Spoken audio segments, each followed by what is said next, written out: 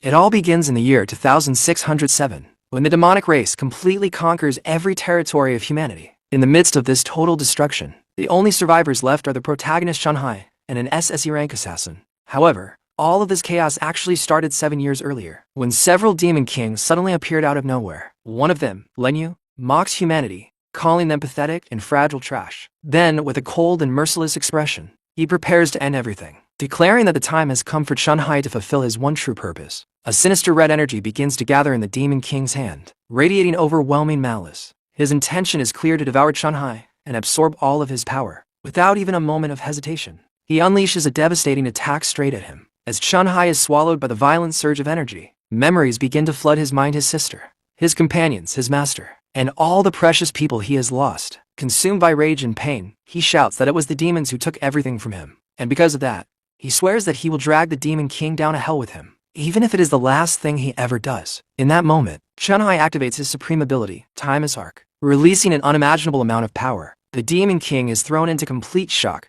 his body frozen, unable to move in the face of such overwhelming energy. Meanwhile, Chun-Hai's body begins to shine intensely, his power reaching its limit as he prepares to explode and take everything with him. At the very moment of the explosion, more memories flash before his eyes: his sister, covered in wounds, his master, and finally his parents during a warm and happy moment from his childhood. Regret fills his heart as he laments not being strong enough to protect any of them. Amid the blinding light, the demon king curses the human race for being capable of such a terrifying act. Chun-Hai, filled with regret, thinks about how everything might have been different if he had found the demons lair sooner. Maybe he wouldn't have lost everything so quickly. Then, after the explosion, everything fades into darkness, until a faint light appears in the void. Suddenly, Chun-Hai opens his eyes, completely confused. He finds himself lying on a bed in an unfamiliar room. Sitting up abruptly, he mutters in shock, "Wait, shouldn't I be dead?" Looking around, trying to understand his surroundings, he slowly gets up and walks toward the window. To his surprise, he realizes that he is in the infirmary of a school. This leaves him utterly stunned, because the last thing he remembers is a world completely destroyed. After some time, Chun-Hai begins to accept this impossible reality somehow. He has returned 10 years into the past,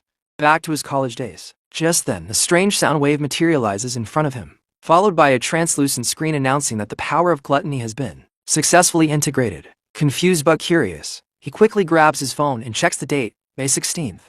At that moment, everything becomes clear. He has returned to the year 2057, exactly 3 years before the arrival of the demon kings. He remembers that in 3 years, the first demon, known as Rathrat, will appear, and that will mark the true beginning of the end. He was the one who opened the gates of the underworld, allowing the demonic invasion to begin. That moment became the starting point of humanity's total destruction, and the very reason Chun-Hai lost everyone he loved. But now, things could be different. If he defeats Rat, he might be able to stop the gates of the underworld from ever opening. Still, he pauses, questioning what exactly is part of this so-called power of gluttony. The strange screen has been floating in front of him ever since he woke up. When he touches it, it expands and begins displaying various pieces of information. Jiaoso, level 1.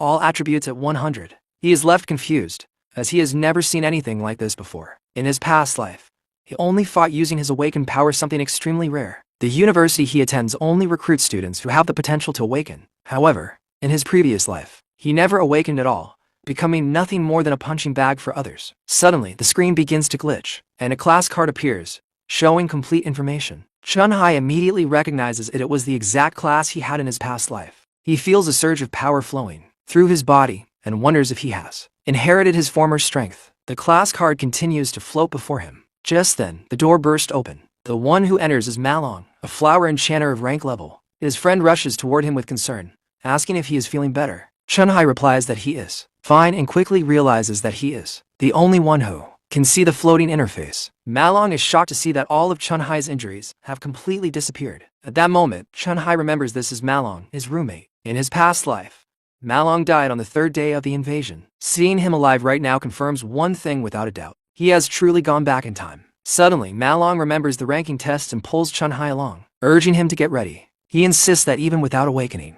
the test is important for graduation, and drags him out of the room. Outside, the university courtyard is bathed in the warm glow of the sunset. Many students are practicing their awakened abilities, while others are casually playing football to pass the time. Chun-Hai quietly remarks that it has been a long time since he has seen so many people alive. Malong is startled by such a strange comment and tells him to hurry up. But Chun-Hai can't stop thinking about how he lost everything. If he does nothing, that same future of despair will repeat itself. Because of that, he makes a firm decision he will act immediately and grow stronger as fast as possible. In this era, the only way to level up is by defeating monsters and clearing dungeons. The problem is that almost all demonic dungeons are controlled by powerful guilds. He analyzes his stats and compares them to the awakened students around him. Based on his past experience, he tries to estimate what rank he would achieve in the test. Looking at Malong, he becomes certain that he is already much stronger than him now. Suddenly, a basketball comes flying out of nowhere and slams straight into Malong's face, knocking him to the ground before he can even react. A group of guys sitting on the stairs notices them and immediately recognizes the two.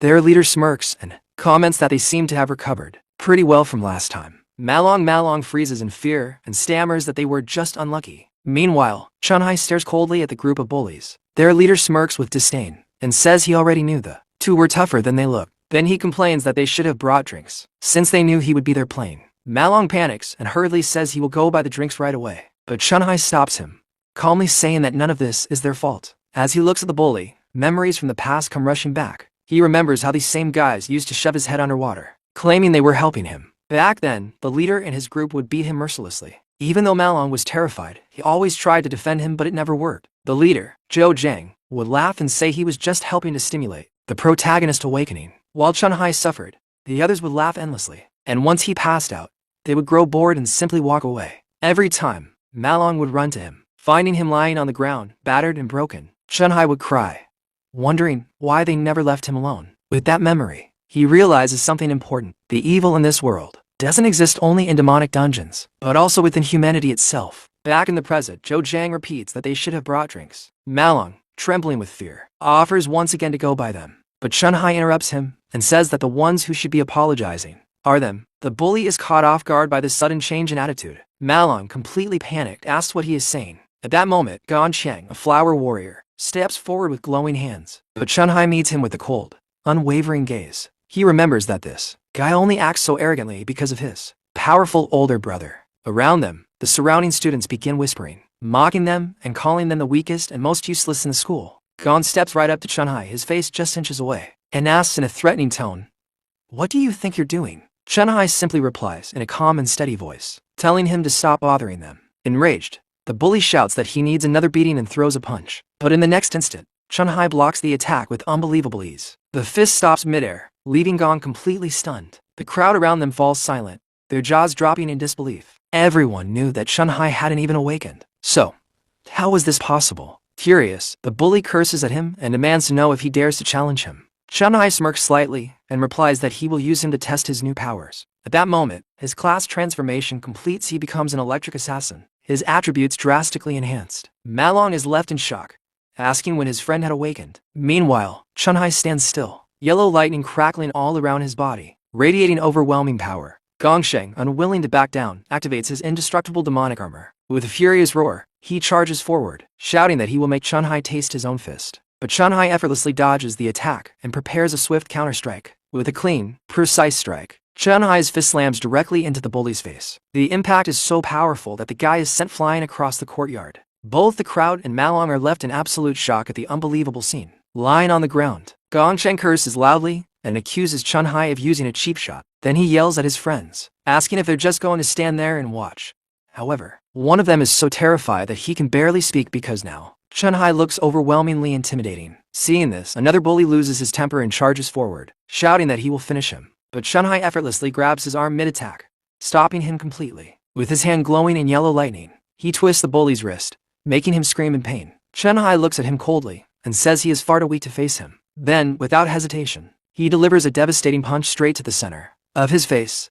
The force of the blow is so immense that both of them are thrown backward. The bully crashes violently into a concrete bench and instantly blacks out, his face completely ruined. He lies there motionless, unable to even twitch. Witnessing this, the remaining lackeys turn and run away in fear. Malong stands frozen, his mouth wide open, unable to believe what he just saw. He can't help but wonder when his friend became this unbelievably strong. Chunhai then glances at his stats and quickly reaches a few conclusions. First, he can transform into an electric assassin whenever he wants. Second, even at level 1, he is already stronger than someone ranked E. However, his exact rank still remains a mystery. There is also another problem despite the fight. His attributes haven't increased at all. This makes him question whether he needs to actually finish off his opponents in order to gain experience. Meanwhile, Malong and the surrounding students shout desperately at him to stop. But Chun-Hai ignores them all. He forms a blade of lightning in his hand and presses it against the bully's neck. He wonders if the way to gain experience is the same as in his past life. Without hesitation, he prepares to end the man's life right there. But suddenly, a female voice interrupts him. It is Lingu, the vice president of the student council. She calmly states that the punishment is already enough and assures him that after this, the guy will never dare to lay a finger on them again. Hearing this, Chun-Hai withdraws his attack. The bully collapses onto the ground, completely beaten and unconscious. Deep down, Chun-Hai knows he wasn't actually going to kill him, but he needed to draw a clear line. Because people like that would never stop causing trouble unless they were truly intimidated. The remaining lackeys, watching from a distance, are completely terrified. In stunned silence, they watch as the two so-called weakest students walk away together. Meanwhile, Lingu observes them leaving, a faint smile forming on her lips. Later that night, inside the university's male dormitory, Malon excitedly tries to convince the others that Chun-Hai has truly awakened. He explains how Chun-Hai completely humiliated Gongsheng and how even the gang no longer dares to look at them. However, the roommate Shangzu, a core mage, refuses to believe the story. Grabbing Malon, he questions why someone that strong would still need train. Another roommate, Zhang Yu, a flower enchanter, also thinks Malon has gone crazy. They complain that the four of them ended up in the same dormitory because they are considered the worst students of the year. Shangzu scoffs and says that he is the only combat type among them, which naturally makes him number one. He looks down on Chun-Hai, calling him weak, and already believes he is strong enough to join a club. Zhang Yu, however, reminds everyone that the ranking test is tomorrow and that everything will become clear then. Meanwhile, inside a ranky demonic training dungeon, a well-dressed and imposing figure steps out of a glowing portal. It is Gontin, the president of the student council and the older brother of the bully. He calmly informs his team that today's training is over. The members bow respectfully as he turns, his expression cold and serious. As he exits the dungeon, he finds his younger brother, Gonin, standing there wrapped in bandages, clearly waiting for him. With his face badly bruised, Gonin angrily complains about what happened. The president listens quietly, then responds in a calm but chilling tone that he understands Zan is his brother. He will take care of it himself. Elsewhere, Gontin is having dinner with Lingu at a luxurious restaurant. She asks him how he plans to deal with Chun-Hai. The president questions whether Chun-Hai is truly as strong as the rumors claim. Lingu reminds him that fewer than 10 students in the entire academy have reached rank D, and since most students don't have access to dungeons, they can never reach that level. Her words carry weight, hinting that Chun-Hai's sudden strength is something far from normal. At the same time, Chun-Hai is pushing himself through intense training. He runs 20 kilometers with 100 kilograms strapped to his back, knowing that basic physical training is essential for strengthening the body of an awakened individual. Even so, he understands that he is still far from where he needs to be. His thoughts drift to the year 2060, the year the Demon King Ratra appeared. That was the day his only remaining family, his sister Sai, lost her life. It was also that same demon who opened the gates of the underworld, allowing the others to invade. Standing in the pouring rain, his face soaked, Chun-Hai sets his first major goal: to defeat the Demon King Rat. He knows that over the next 3 years, that monster will only grow stronger. Suddenly, his phone vibrates inside his jacket.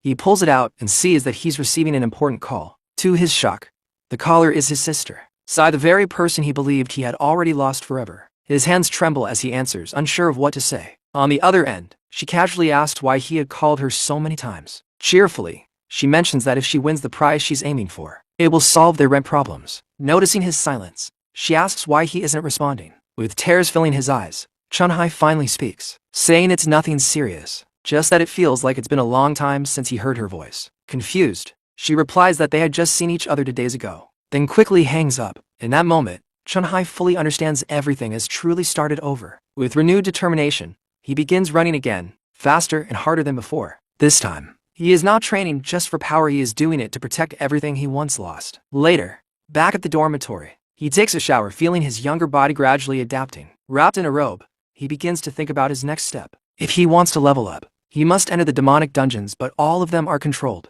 Chun-Hai wonders how he is supposed to fight monsters if he has no access to any dungeons. Then, he remembers the mysterious power of gluttony. Suddenly, the system begins to activate, and without warning, it pulls his consciousness inside. In an instant, Chun-Hai feels himself falling freely through a strange digital void. A red, ominous energy drags him downward at incredible speed until he crashes into an unfamiliar place right in front of a massive, sinister tower. Just moments ago, he had been peacefully asleep, but now he finds himself in this bizarre and dark landscape. Completely disoriented, Chun-Hai looks around, trying to understand where he is. His eyes fix on the towering structure before him, its presence overwhelming and eerie. He wonders what purpose such a tower could possibly serve. Suddenly, strange sounds echo through the area, and grotesque creatures begin emerging from the ground. A system screen appears, identifying them as Hank's death dogs. At that moment, Chun-Hai realizes he might be inside a demon lair. Immediately, another system notification appears, announcing that his class is changing. Lightning burst from his hand as the transformation completes. He becomes a lightning assassin. Without hesitation,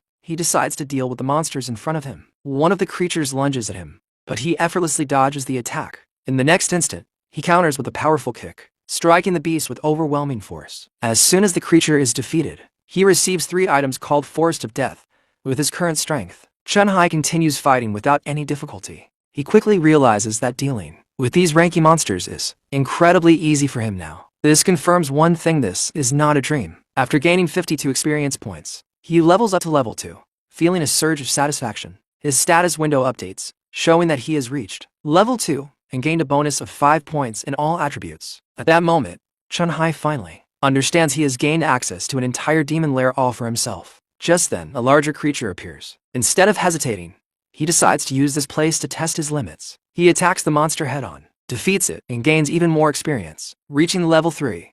After the battle, a strange message appears above the corpse of the defeated creature. Chun-Hai stares at it in confusion, completely puzzled by what he has seen. The word Devourer stands out, making him question what it could possibly mean. Suddenly, a bright light begins to glow in the palm of his hand. He wonders if this is the true power of gluttony. In the next moment, a red energy pulls the essence of the monster directly into his hand. Chun-Hai closes his fist, absorbing all of the creature's power. The monster's body then transforms into a card containing all of its information. Realizing what just happened, Chun-Hai is left stunned. He understands that he can devour his enemies and turn them into his own classes. His eyes widen in disbelief. This ability is exactly what he needed. At that moment, he recalls how in the past he recalls the moment when he first activated this mysterious power. And at the same time, memories of the Demon King he faced in the future come rushing back. That power was actually the ability of the Demon King Lanwei. Now he finally understands the power of gluttony once belonged to that king, and somehow he has stolen it for himself. Normally, a person can only possess a single class, each with its own strengths and weaknesses. But now, Chun-Hai holds 2 classes at once.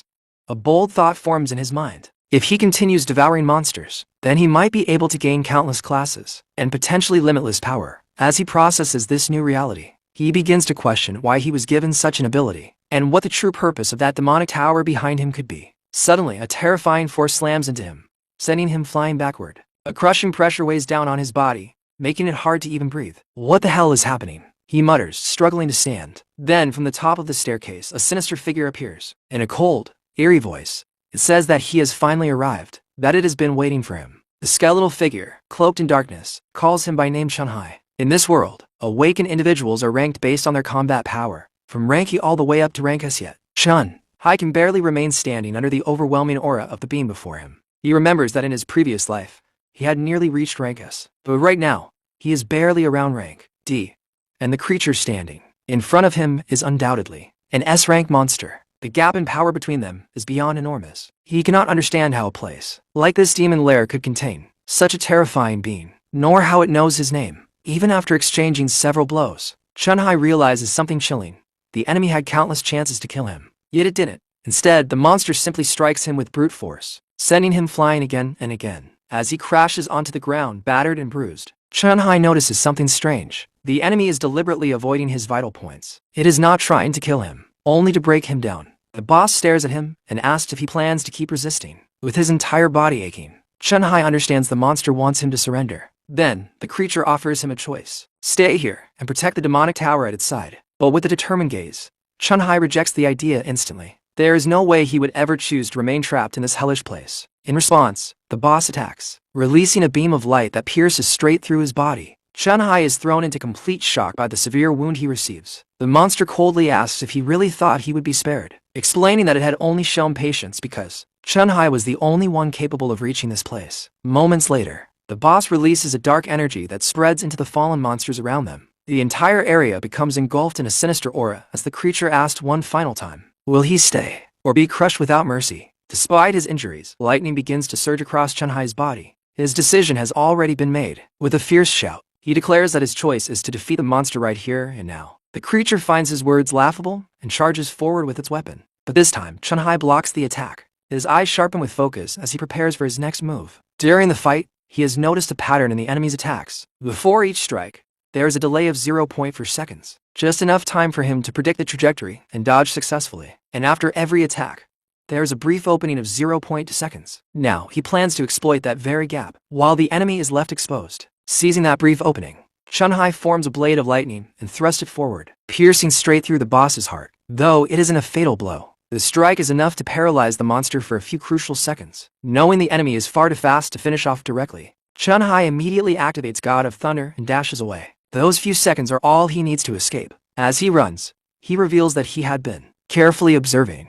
the only source of light in this strange place. Drawing closer to it, he stretches out his hand, believing it to be the exit. But just as he reaches it, the light suddenly disappears. The boss calmly reveals that it was nothing more than an illusion, and that this place is not a demon lair at all. The creature then admits it is, impressed that Chunhai was able to discover its attack patterns so quickly. Finally, it reveals its true identity: Hacks of Purgatory, an S-rank warrior. The moment Chunhai sees its form, he is struck with recognition. It resembles one of the forms used by the Demon King he fought in the future. The monster explains that even in desperation, Chunhai is still capable of sharp analysis. Hearing this, memories of his final battle against the Demon King flood back into his mind. On that day, the king transformed into a terrifying ice demon, then into a massive ice dragon that attacked him relentlessly. He remembers how the king switched between multiple high-level classes, taking the form of a plant-like creature with countless tentacles, and even a being of pure light with overwhelming power. Chunhai recalls each of those forms clearly, and now he is certain one of them was exactly like the monster standing before him now. The Rakshasa he is facing is one of those devoured forms. At that moment, everything clicks. He realizes that this Rakshasa must have been devoured by the power of gluttony in the past, and since that power now resides within him, this entire place exists inside his own body. The monster praises his sharp mind and declares him worthy of everything within this realm. Confused, Chunhai asks what he means. Suddenly, a key appears before him, an SSS rank item known as the Key of the Void. Haxa explains that this is the key to the demonic tower. He reveals that the strongest demons devoured by the Demon King are all sealed within it. The creature tells Chunhai that he must devour them as well use them all as fuel to grow stronger. Holding the key, Chunhai asks why the monster is helping him. Haxa answers that even among demons, there is good and evil, and the Demon King slaughtered his people. That is why he has been waiting for a chance at revenge. And now, Chunhai is that chance. Still confused, Chunhai asks who exactly he is talking about, but Haxa only replies that all the answers lie within the tower. Then, without hesitation, the monster offers his own power to Chunhai, so that the Demon Kings can one day be made to pay. Chunhai is left speechless, repeating the offer in disbelief. Haxa raises his voice and declares that from this moment on, Chunhai must become unstoppable. He warns him that the demons inside the tower will not be as easy to defeat as he was. That is why he must endure everything, conquer each one of them, and climb to the very top, until the day he devours every single Demon King, without exception. Because only a man with such unbreakable determination, someone who refuses to give up no matter the cost, is worthy of inheriting his power. And with those final words, monster disappears. The energy of Haxa slowly rises into the air and flows directly into Chunhai's hand. At that moment, the system announces that he has devoured the power, and his level surges all the way up to level 10.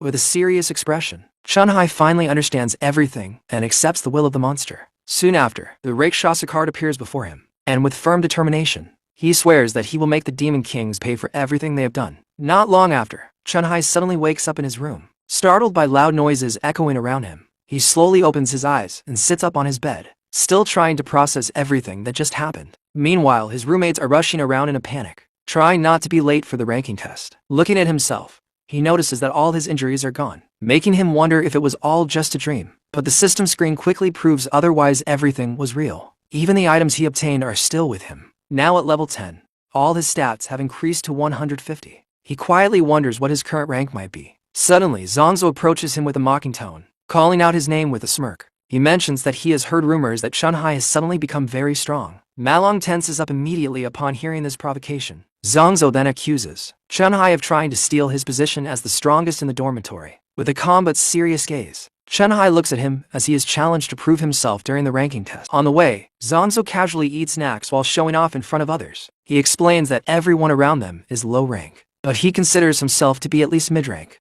A chart is displayed, showing that each rank is divided into 3 levels, and the gap between them is enormous. As the group continues walking toward the test area, Zongzo boasts that his rank has probably increased even further. As they get closer, Malong encouraged Chunhai to aim for rank C just to shock that arrogant guy. Chunhai simply listens, thinking quietly to himself as they walk across the university courtyard. Soon, all the students gather in front of a stage for the test ceremony. However, Zhangzhou suddenly becomes nervous when he sees Gongsheng's lackeys approaching with threatening expressions. One of them warns that it would be better if they stayed out of trouble. Shang Guo and Malong immediately feel uneasy, noticing that the group is staring directly at them. Chunhai, on the other hand, remains completely calm, standing still as he meets their gaze. Strangely, the lackeys begin to panic under his presence. Cold sweat forms on their foreheads, and moments later, they quickly run past him and bow respectfully to someone behind. Zhangzhou is left confused, wondering why they are suddenly acting so respectful. Meanwhile, Chunhai simply walks past them without paying any attention.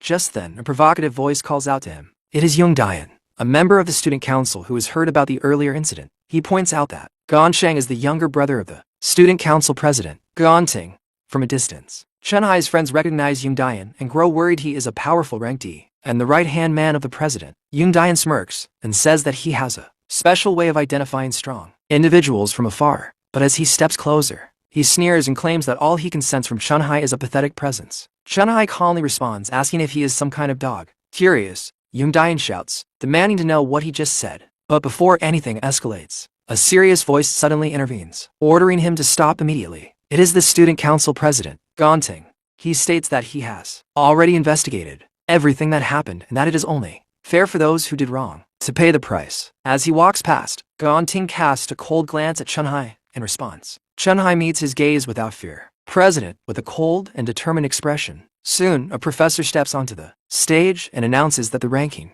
test will begin shortly. Meanwhile, Gongting and Yongdian prepare themselves, and the president confidently believes that Chunhai is not a threat at all. From afar, someone is watching the entire ceremony from a high window. A woman is asked what brought her here to observe the test. With a faint smile, the blonde simply replies that this test might turn out to be very interesting. Back in the arena, the next to be tested is Zhang Zhu. His friends cheer him on, and with a confident look, he declares that he will finally see his true strength. He then steps into the testing portal to begin his evaluation. The test is conducted individually inside a controlled demonic training dungeon. Within it lies a demonic heart, capable of absorbing the energy of awakened individuals. The participant must release all of their energy in front of the heart. As Zhang Zhu unleashes his power, the energy flows intensely into the core, which absorbs everything completely. The heart then transfers the collected energy through cables to external machines. Outside, the system begins processing all the data. Finally, the result appears on the screen. His current rank is mid-tier. The professor notes it down but seems puzzled when the rest of the data takes longer to appear. In the audience,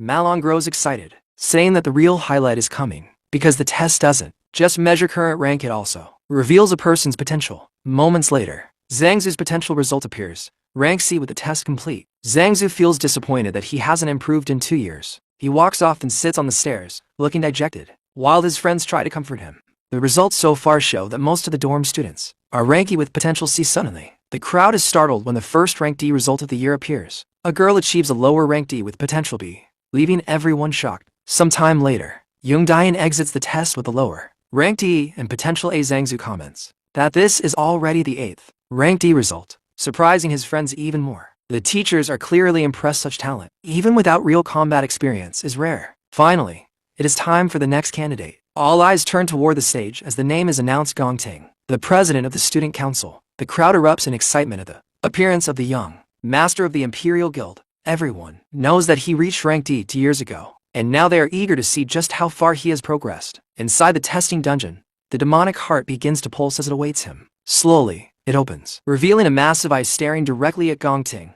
With an air of superiority, he walks forward and places his hand on the heart. In his mind, he decides to hold back some of his power, saving his full strength for a grand display at graduation. Even so, he is certain that he will become the #1 in the history of the academy. Soon, the measurement begins. The professor notices something unusual. The potential indicator starts glowing yellow. Then, to everyone's astonishment, Gongting achieves a high rank D with S-level potential. The entire crowd explodes with excitement. Yongdian and his followers shout proudly that he is the first in the school's history to achieve such a result. Malong is left in shock and even a little envious, realizing that they have just witnessed history being made. The professors quickly confirm the result and decide to report it to higher authorities immediately. After all, an awakened individual with S-level potential is an extremely rare treasure, one that the state itself would protect. Gongting simply smiles faintly, enjoying the glory of his overwhelming result. High above, the university director watches the scene and quietly comments that many talented individuals have emerged this year. The director, Wan Long, calmly remarks on this, and then turns to the blonde woman beside him, saying that she must have already known about Gongting's S-level potential. However, she denies it, smiling faintly as she explains that she did not come here just to watch his performance. With a mysterious expression, she adds that she is actually more interested in someone else. At that moment, the next name is announced across the arena for everyone to hear. It is Chunhai. The entire place quiets down as he steps forward, preparing for his turn. Youngdayan walks up to him with a mocking grin, telling him to at least bring some honor to their dormitory. Laughing loudly, he shouts that Chunhai better not end up with another low-rank result, calling everyone in their dorm useless trash who would only bring shame at graduation. Malong can't hold himself back and angrily shouts that Chunhai will blow his head off with his power. But Chunhai remains completely calm, without reacting to any of the provocations. He walks straight into the testing portal. In the audience, Zhang Zhu watches nervously, wondering if Chunhai can really pull this off. Inside the testing dungeon, Chunhai floats in front of the demonic heart, ready to be evaluated. The giant eye within the heart slowly opens and for a brief moment, it seems almost surprised. Chunhai meets its gaze without fear, his expression steady and focused. For most students, this test is their only chance to prove their worth before graduation. The squad that ranks first will have all its members recruited by the Imperial Guild. That is why this ranking test is not just about determining rank, it is about forming the strongest possible teams. Meanwhile, Youngdayan introduces a new member to their group, a lower ranked D named Yanin. With him, the president's team is now complete, consisting of 10 members, 9 of whom are ranked D. In such an environment, the strongest team is bound to rise, and naturally, the weakest group will also be formed. Outside, time passes and Malong begins to grow anxious, wondering how long Chunhai has been inside. The crowd starts to mock him, saying his power must be so pathetic that it isn't even registering. Youngdayan scoffs and says that the leftovers are nothing but trash, suggesting to Gongting that they should just leave for karaoke. The president casually agrees and tells him to gather the rest of the team. But suddenly, the ranking machine begins to display the result. To everyone's shock, Chunhai achieves a high rank. His dorm mates are left completely stunned. Malong jumps in excitement, shouting that he always knew Chunhai was strong. Gongting and Youngdayan, however, are left speechless, unable to believe what they are seeing. Inside the dungeon, an error message suddenly appears on the system. Chunhai realizes that even his base level 10 strength is already equivalent to a high rank. A faint blue glow appears in his eyes as he begins switching between his classes. He transforms into the Infernal Death King, deciding to test one of his weaker devoured classes. Immediately, the rank meter begins to flicker, and then updates again. To everyone's disbelief, his rank rises to mid-rank C. The entire crowd erupts in chaos. Malong and the others shout in disbelief, unable to understand what is happening. Gongting grows furious, insisting that rank C is impossible, and that the machine must be broken. Even the professors are confused, questioning whether the system is malfunctioning. Inside, the demonic heart begins to tremble as if it is afraid. Chunhai quickly deduces that his stronger classes must be far beyond rank C without hesitation. He switches again, this time into Haxa of Purgatory, unleashing his true power. The moment this transformation occurs, the giant eye of the demonic heart widens in pure terror. Outside, the sky suddenly darkens. Purple clouds gather, forming a massive vortex above the arena. All the students look up in fear, unable to comprehend the bizarre phenomenon unfolding before them. Gongting and Youngdayan stand frozen, completely speechless. Chunhai's friends whisper in shock, saying that a monster has been born in their dormitory. At the same time, the potential meter begins to malfunction. The readings fluctuate wildly before displaying an unimaginable result. His potential has reached an S level, and then continues rising.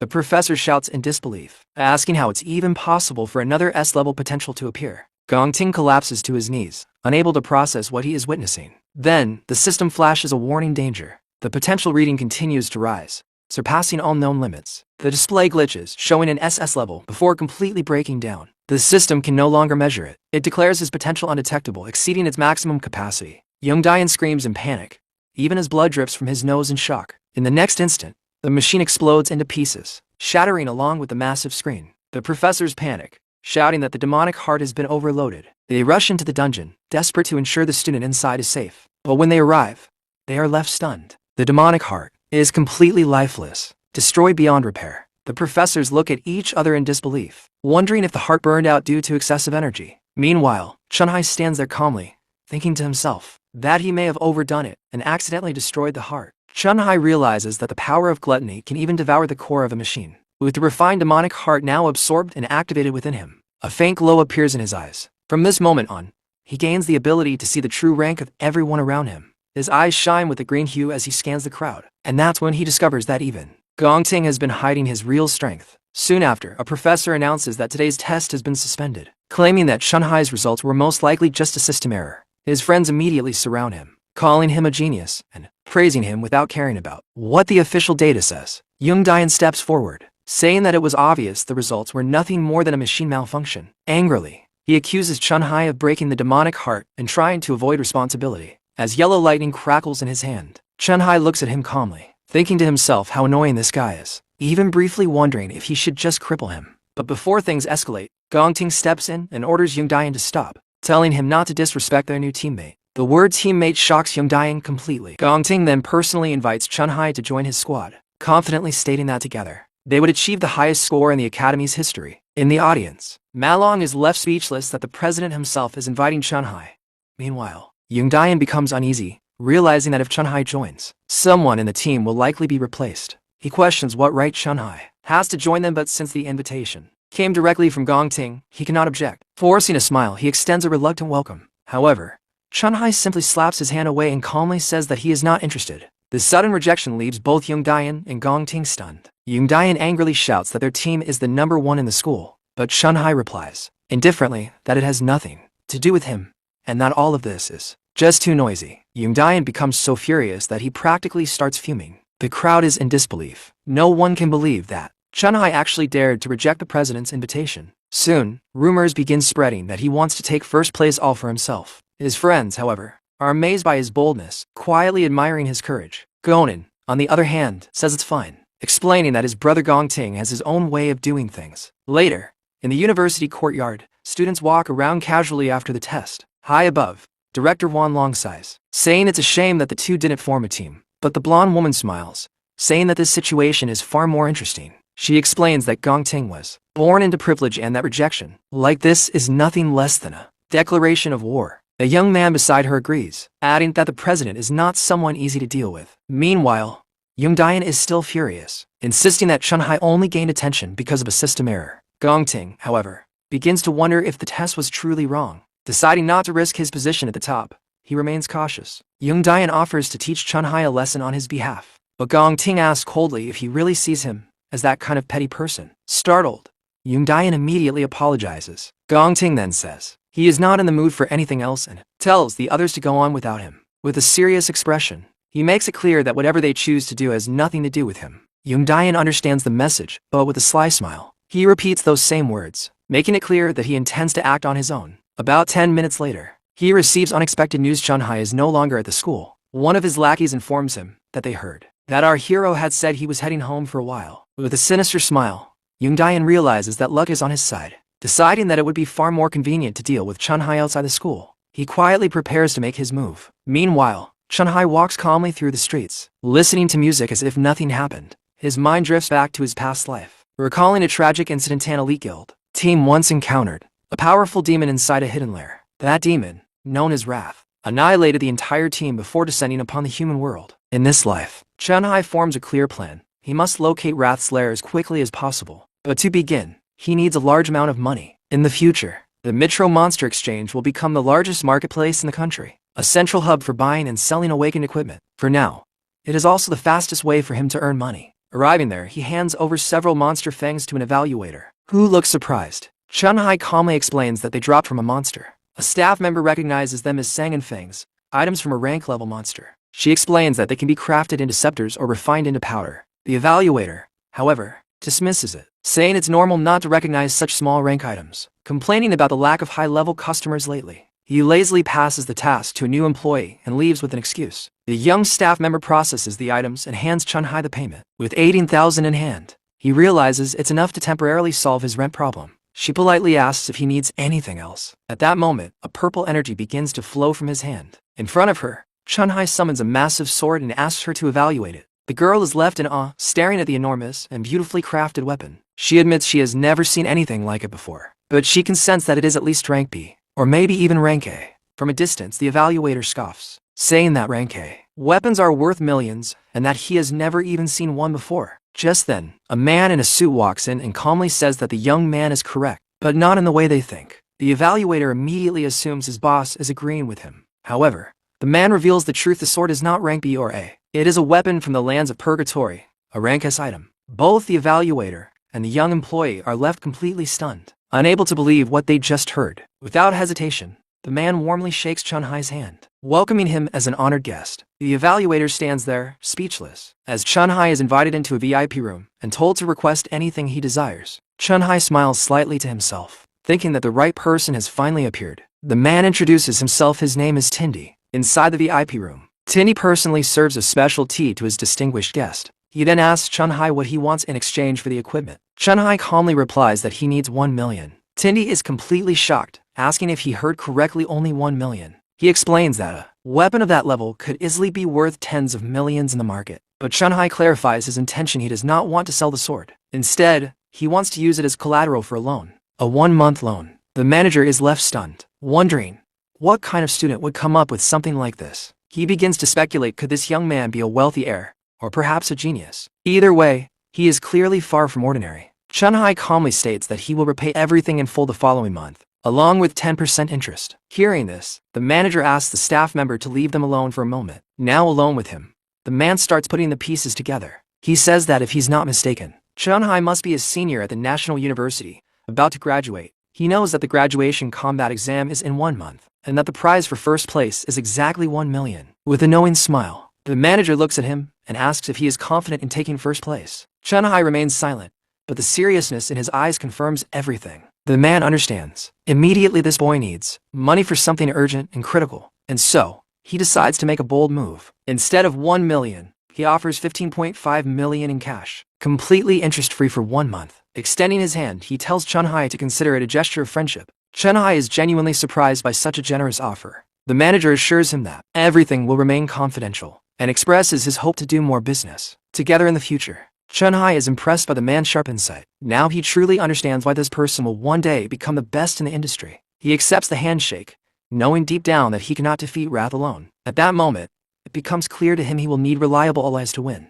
Placing his hand on a magical contract scroll, Chun-Hai finalizes the agreement. The contract is sealed, and he receives a notification confirming the transfer of the funds. The manager then asks what he plans to use in the graduation exam and offers to lend him equipment. He admits he doesn't have any rank S items available, but can provide several rank A and rank B weapons. However, Chun-Hai declines. As particles of light gather in his hand, he summons another identical sword, making it clear that he already has everything he needs. The manager and the staff are left completely stunned, unable to believe what they are witnessing. After that, Chun-Hai politely takes his leave. As he walks away, the manager watches him and calls him a true hero. Soon after, he promotes the young staff member for successfully handling such an important client. Standing near the window, Chun-Hai pauses and mentions that he has one more thing to take care of. Before leaving, he purchases an item he needs. Then, stepping out of the equipment shop, he takes a taxi toward his next destination. He soon arrives at a large bus station, his objective clear in his mind. As he stands there, memories of his past life surface once again.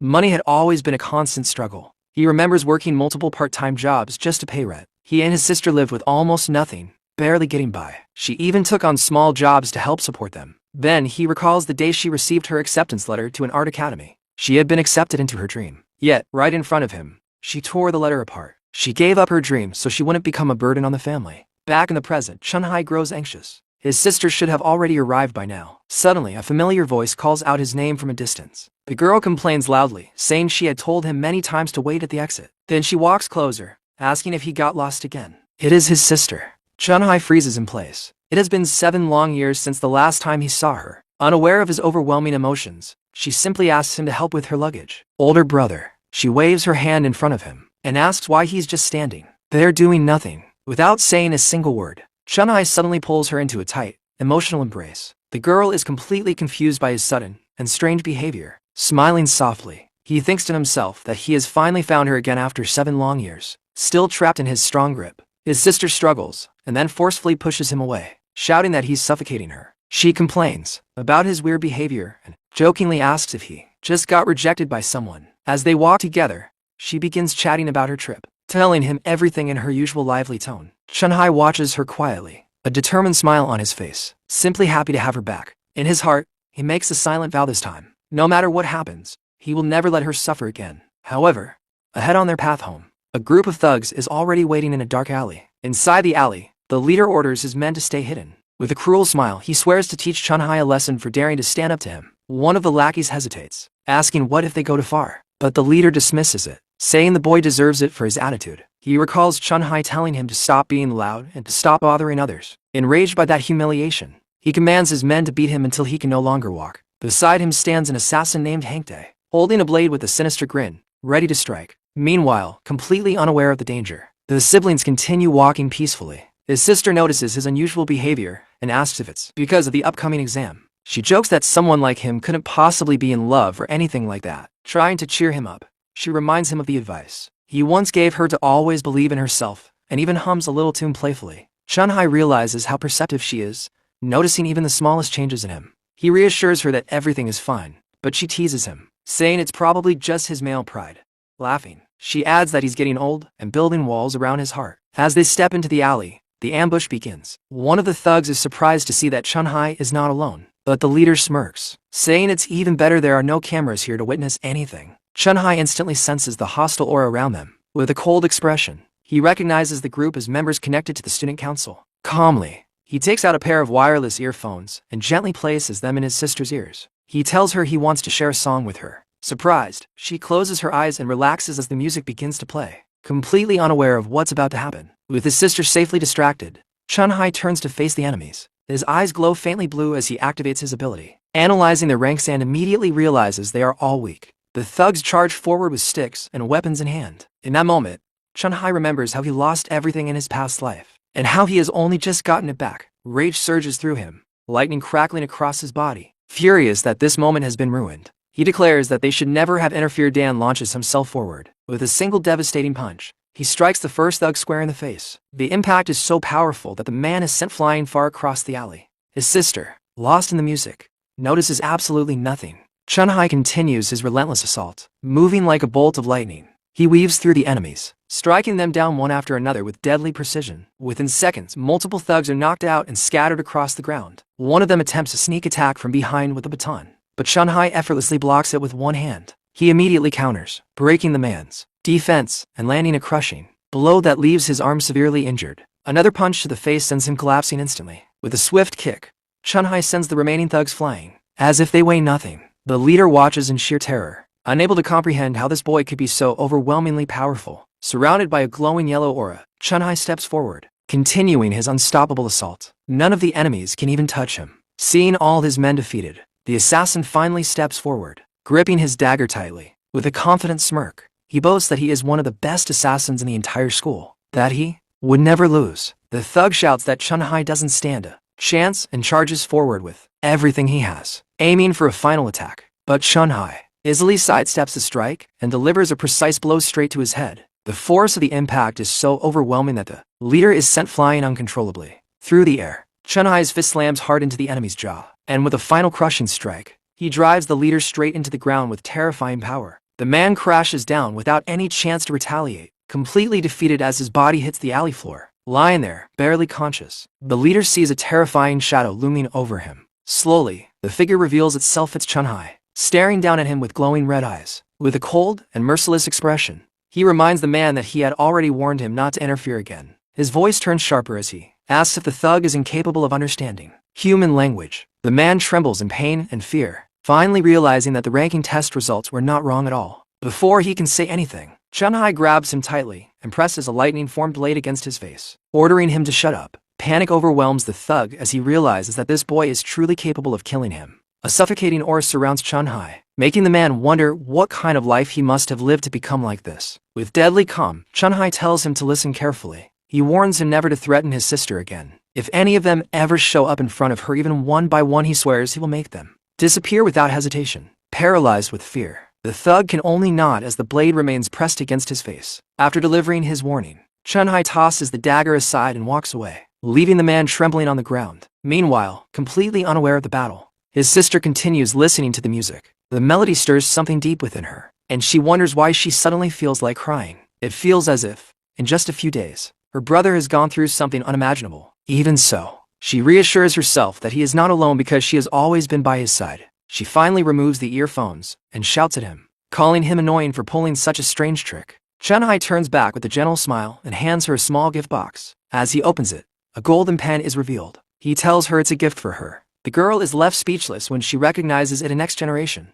holographic Manhwa pen. Shocked, she asks where he got the money, since something like that cost more than 10,000. She insists that it's too expensive and tries to return it, but Chun-Hai remembers the past. With a firm resolve in his heart, he silently vows once again that in this new life, he will protect everything about her. Meanwhile, the defeated thugs lie scattered across the alley, desperately begging for medical help, but no one comes. Later that night at home, his sister excitedly tests the new pen. With a soft pink glow, she draws in the air, creating beautiful holographic images with ease. She is completely amazed by it. Chun-Hai sits nearby, happily eating noodles, praising her cooking as the best in the world. But she scolds him for spending so much money when they still have rent to pay. Then, with a calm expression, he surprises her by saying he has already paid the rent for the entire year in advance. Chun-Hai quickly makes up a clumsy excuse, saying it was from some kind of business partnership with a friend. His sister doesn't believe it for a second. She can tell he's hiding something from her now. But as she looks more closely at his face, she notices something different, something she hasn't seen in a long time. It's a genuine, happy smile. Realizing this, she gently places her hand on his shoulder, her expression softening with concern. She tells him not to push himself too hard. No matter what happens, he doesn't have to carry everything alone. Chun-Hai simply smiles back and nods, reassuring her without saying too much. Elsewhere, news spreads that the leader of the thugs has been hospitalized with severe injuries. It is said that not even the best healers could fully restore him in less than a month. The student council president is surprised to hear that the man went after Chun-Hai and ended up like this. A woman nearby comments that the thug will likely miss the graduation evaluation, but the president coldly replies that it doesn't matter, he was nothing but a burden to the team anyway. At that moment, an older man enters the room to speak with the young master. This is Gong Shan, the director of employment at the National University of Awakened. He reveals that he has confirmed the internal results of the recent ranking test. According to the data, Chun-Hai is indeed rank C, and the only one ranked higher than the president himself. The room falls silent as the president processes the shocking information. The director reminds him that his father had invited the vice president to attend the graduation ceremony. In case of emergency, they could even have his niece fill a spot on the team. However, the woman sitting nearby dismisses the concern, saying he worries too much about such matters. The president then looks at the director with calm confidence. With a faint smile, he asks if they truly believe he used his full strength during the test. He declares that during the combat evaluation, everyone will see the truth. With cold determination, he promises that he will prove who the real strongest is. Later that night, Chun-Hai completes an intense 100-kilometer training session. Standing under the shower, he reflects that with his financial problems resolved, everything is finally starting to fall into place. His next goal is clear the 1 million reward from the graduation evaluation. With that, he will repay the loan and honor his contract with the manager. Lying in bed, he thinks about how less than a month remains until the decisive evaluation. Closing his eyes, he decides to level up a few more times before the big day. The system begins to load slowly, preparing to initiate the simulation. Moments later, the power of gluttony activates once again, pulling his consciousness away. In an instant, Chun-Hai is transported back to the mysterious domain, the lair with the towering demonic structure. He steps closer to the ominous tower, determined to uncover its secrets. He recalls that his weakest class, the King of Death, is already at mid-rank C, but his strongest class, the Rakshasa, had its power was considered completely undetectable. Because of that, the true ranking of his other classes remains a complete mystery. Suddenly, the SSS rank void key begins floating right in front of him. Without hesitation, Chun-Hai grabs it and uses the artifact to unlock the gate of the tower. The massive doors slowly open, revealing a swirling vortex of energy. Deciding to test it, he steps forward, and in the next instant, he is violently pulled inside. On the other side of the portal, he is stunned by what he sees. The environment transforms into a vast, star-filled plain, stretching endlessly in all directions. But something feels terribly wrong. The moment he takes a step, an overwhelming force presses down on his body. His expression changes as he realizes what's happening. The gravity here is crushing. His knees slam into the ground as the immense pressure forces him down. Struggling to breathe, he barely manages to stay upright. It doesn't take long for him to understand. The gravity in this place is 10 times stronger than normal. Before he can fully adjust, he notices that the portal behind him has vanished. That means there's only one way out. Defeat the boss of this floor. As he tries to stand, a massive glowing claw suddenly slams into the ground beside him, shattering the surface with terrifying force. A deafening roar echoes through the space as a phantom lion of rank B appears, its presence dominating the entire area. It is the guardian of this floor. Without wasting a second, the system activates. Yellow lightning begins to surge around Chun-Hai's body as his class shifts. In an instant, he becomes a level 10 electric assassin, ready to fight. But the beast does not wait. the lion charges forward at incredible speed. Even under the crushing gravity, Chunhai barely manages to dodge the attack using his sharpened reflexes. He attempts a quick counterattack but immediately realizes something is wrong. His movements are too slow. The heavy gravity is dragging him down, reducing both his speed and precision. His strike barely grazes the monster, completely missing its vital point. Chunhai is shocked. This is the first time his assassin abilities have failed him so badly. Under this intense pressure, his accuracy drops, and the advantage of his class begins to fade. The lion roars again, furious, and continues its relentless assault without giving him even a moment to recover. As he struggles to survive, a thought crosses his mind: are all the monsters in this tower this powerful? Realizing he cannot continue like this, he activates another class. In an instant, his body transforms as the Rakshasa of Purgatory takes over.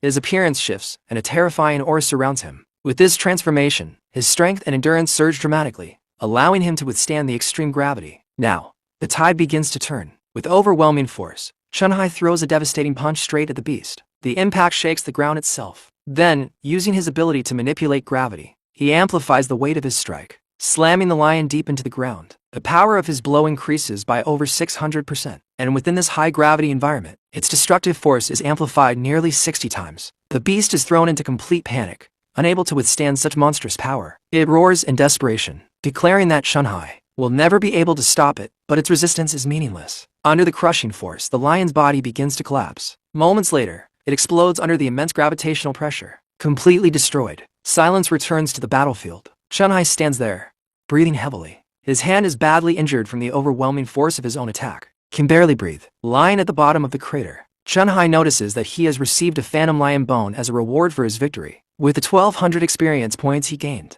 he finally reaches level 11. A system screen appears, explaining that each star on a class card represents a multiplier for overall stats. As he compares his classes, he realizes that the Rakshasa of Purgatory is far stronger than his electric assassin class. Even so, despite all this power, none of his classes have reached rank B yet. However, something begins to bother him. He frowns, recalling the end of the battle. Why didn't the Devourer option appear after defeating the monster? And more importantly, why hasn't a portal to the next level appeared anywhere on this map? A chilling thought crosses his mind. Suddenly, a small dark portal begins to form in the starry sky above him. It expands rapidly, tearing open into a massive black rift in the void. From within the darkness, countless pairs of glowing eyes stare back at him. At that moment, Chunhai understands the truth. The real boss of this floor hasn't appeared yet. The portal begins to pour out a pack of lions, and he realizes that the creature he defeated earlier was nothing more than a regular monster. One of the beasts lunges forward at incredible speed, slashing his hand and drawing blood. Instantly, the others surround him,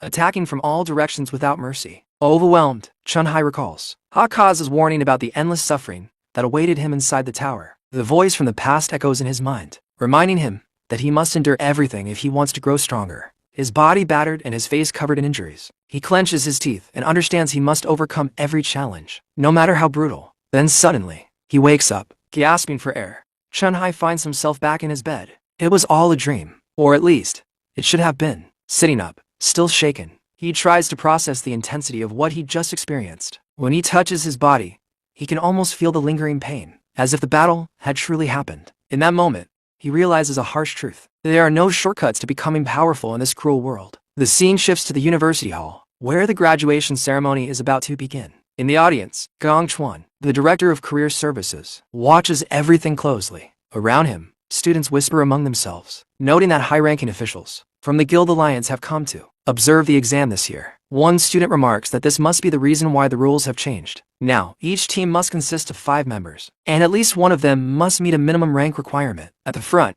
the announcer clears his throat and speaks into the microphone, calling for everyone's attention. He announces that all students' ranking information has been sent to their wrist devices. Immediately, the students look down at their wrist and activate their holographic displays. A list appears, showing the names and ranks of every student. As expected, the student council president, Gong Ting, stands at the very top. But then, among the names, one boy's ranking begins to draw everyone's attention. The boy with glasses is shocked when he sees something on the list and immediately says that something isn't right. At the very end of the list, our hero's name appears, classified at the lowest rank. His glasses-wearing friend is stunned, unable to understand how someone like him could possibly be ranked so low. A girl recalls that his test result was rank C and questions how he could have fallen all the way down to the bottom. The bullies quickly jump to a conclusion, claiming that his demonic core must be broken, while one of them even expresses disappointment that he can't team up with him anymore. From that moment on, It becomes clear no one wants to form a team with the boy because of his rank. In the audience, a student whispers that he must be regretting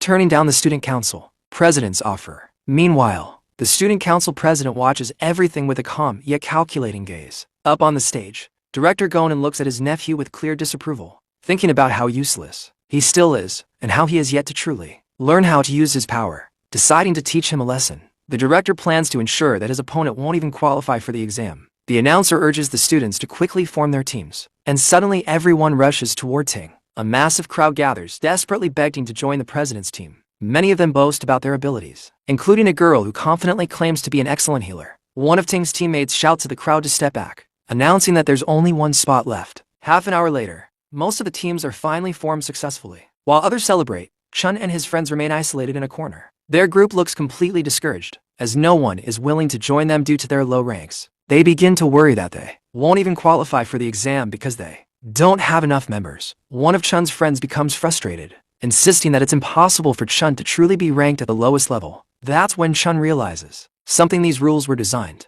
specifically to target their dorm. The combat exam is a huge opportunity, and the team's overall score will determine everyone's future. On top of that, the number of monsters inside the lair depends on the size of each team, so having more members doesn't necessarily guarantee a higher score. Even so, the strongest students naturally group together, leaving the weaker ones behind. As the situation reaches a deadlock, a girl approaches Zhu, one of Chun's friends. She says her team is missing just one member and invites him to join them instead of staying with weaklings. Chun understands that if things continue like this, the three of them will definitely be left behind. They would lose their chance to compete, and all their training would be for nothing. However, his roommate politely apologizes and refuses her offer. He firmly states that he won't abandon his friends. They promise to stay together until the end. The other group becomes furious at his refusal, insulting him and calling him an ungrateful piece of trash for rejecting their help. A glance at the team list shows that almost all teams are already full, and time is running out. One of Chun's friends starts to panic, realizing they still lack one member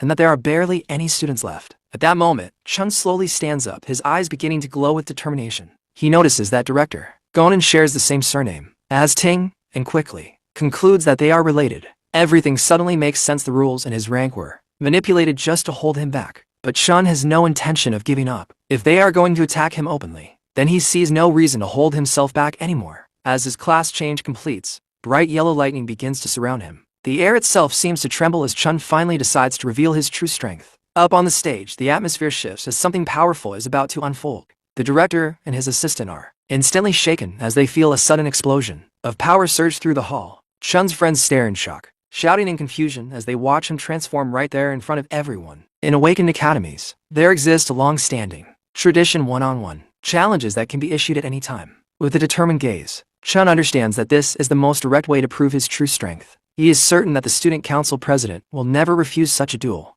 Across the hall, the blonde young man meets his eyes, wearing a calm and confident smile. Chun knows that if he defeats him, many powerful students will rush to join his team. But just as the tension reaches its peak, a female voice suddenly calls out, asking if he is still in need of a teammate. The unexpected interruption causes everyone to turn in surprise. The girl steps forward and offers to join his team for the graduation exam. She introduces herself as Lingyu and confidently states that she was already ranked D back in high school, assuring him that she would not be a burden. Chun's friends are left completely stunned, wondering since when he became so close to the vice president. Even the student council president looks genuinely surprised, while his subordinate is utterly confused about what his cousin is doing. Up on the stage, director Gong Chuan is both shocked and furious at the girl's sudden interference. As she walks forward calmly, whispers spread among the students. Many recognize her as a prodigy from the sacred kingdom. The director calls out her name and firmly declares that she cannot participate in the exam because she is an exchange student. He explains that she has never taken an official test, and allowing her to join would break the academy's rules. At that very moment,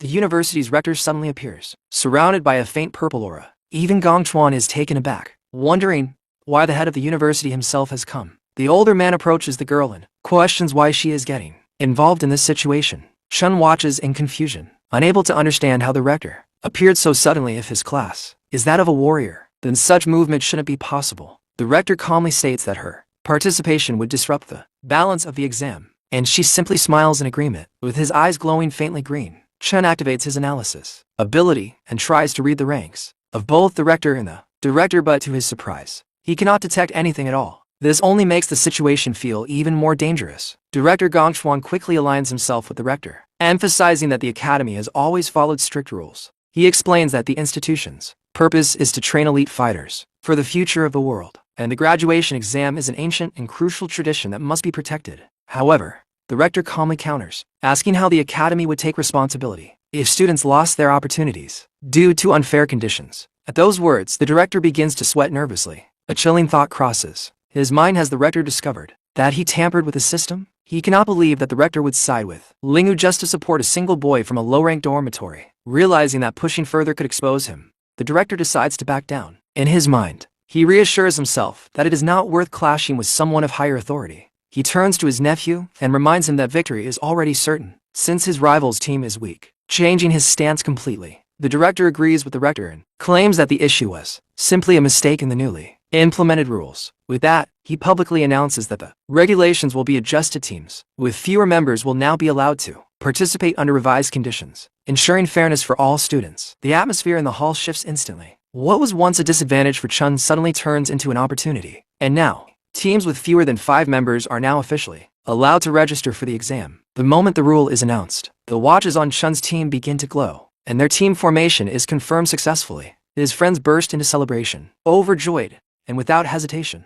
they decide to appoint Chun as their captain. Watching from above, the rector casually remarks to the girl that her interest in Chun seems far greater than he initially thought. On one side stands the strongest team in the academy's history, and on the other, a group made up of the lowest-ranked students. The old man smiles faintly, wondering which demonic lair each team will choose for the test. The professor steps forward and explains that team captains now have the authority to select the demon lair their team will face. Suddenly, he receives a notification and looks visibly surprised at how quickly one team has already made their choice. The students begin murmuring in confusion, but that quickly turns into shock when they realize that Chun's team was the first to decide. One student shouts in panic, unable to believe what he's seen. Immediately, Chun's teammates fall into complete chaos, yelling at him to cancel the selection right away. Despite all the noise and panic around him, Chun remains perfectly calm, while the others question whether he has completely lost his mind. At that moment, the system begins explaining the rules of the graduation exam. This will be the first time the students face a real demon lair. To earn points, they must defeat all the monsters inside, including the powerful boss that rules the area. Completing the challenge in under 1 hour grants an additional 20 bonus points to their final score. Each difficulty level comes with a different multiplier, which determines the final ranking. In theory, choosing a king-level lair could reward a team with up to 100 points, the maximum possible score. The team with the highest score will receive direct invitations to join the prestigious Imperial Guild, while the MVP will earn a managerial position, along with a prize of 1 million coins. The students recall that the current school record is 90 points, and even high-ranking lairs are considered extremely dangerous. Looking at the opposing team, many believe that the student council president's group has the highest chance of breaking that record. Just then, the system announces that a submission has been received. The boy with glasses stares at the panel in disbelief, shocked by how fast it happened. As everyone focuses on the screen, they realize that Chun's team was the one who submitted first. In that instant, the entire hall falls silent. The display confirms their selection a king-level demon lair. The screen glows as the system waits for confirmation from the rest of Chun's team. Panic erupts among the students. Some scream that no one has ever cleared a lair of that level before, insisting it must have been a mistake. One of Chun's teammates grabs him by the collar, desperately asking if he understands the danger of what he just chose. Another collapses to the ground in despair, crying and questioning how he ended up on the team of someone so reckless. Their watches light up with a confirmation request, asking if they accept this seemingly suicidal mission, sweat dripping down his face. One of them pleads with Chun to reconsider, saying that a lair of this level is far beyond anything they can handle. But Chun, with a calm and unwavering expression, confirms that he has already thought it through, and he has no intention of backing down. At the same time, the system reveals that the Student Council President's team has also chosen a king-level lair. Their decision is confirmed instantly, with every member accepting the challenge without hesitation. The entire crowd is left stunned. No one can believe that the teams have chosen the highest possible difficulty. And as the tension in the room rises, it becomes clear this exam is no longer just a test. It's going to be a battle for dominance. The president's team confidently declares that this year's graduation exam will be absolute chaos. One of the girls from the rival group mocks Chun and his teammates, calling them nothing more than a bunch of delusional failures. Meanwhile, Chun's team remains isolated in a corner of the hall, with no one supporting them. The bullies continue laughing, saying that their team will fall apart before the exam even begins. Despite all the ridicule, The boy with glasses quietly observes Chun with a thoughtful expression. He senses something different, an entirely new aura of power surrounding his friend. Memories flash through his mind of how Chun had always been someone he protected during their college years. But now,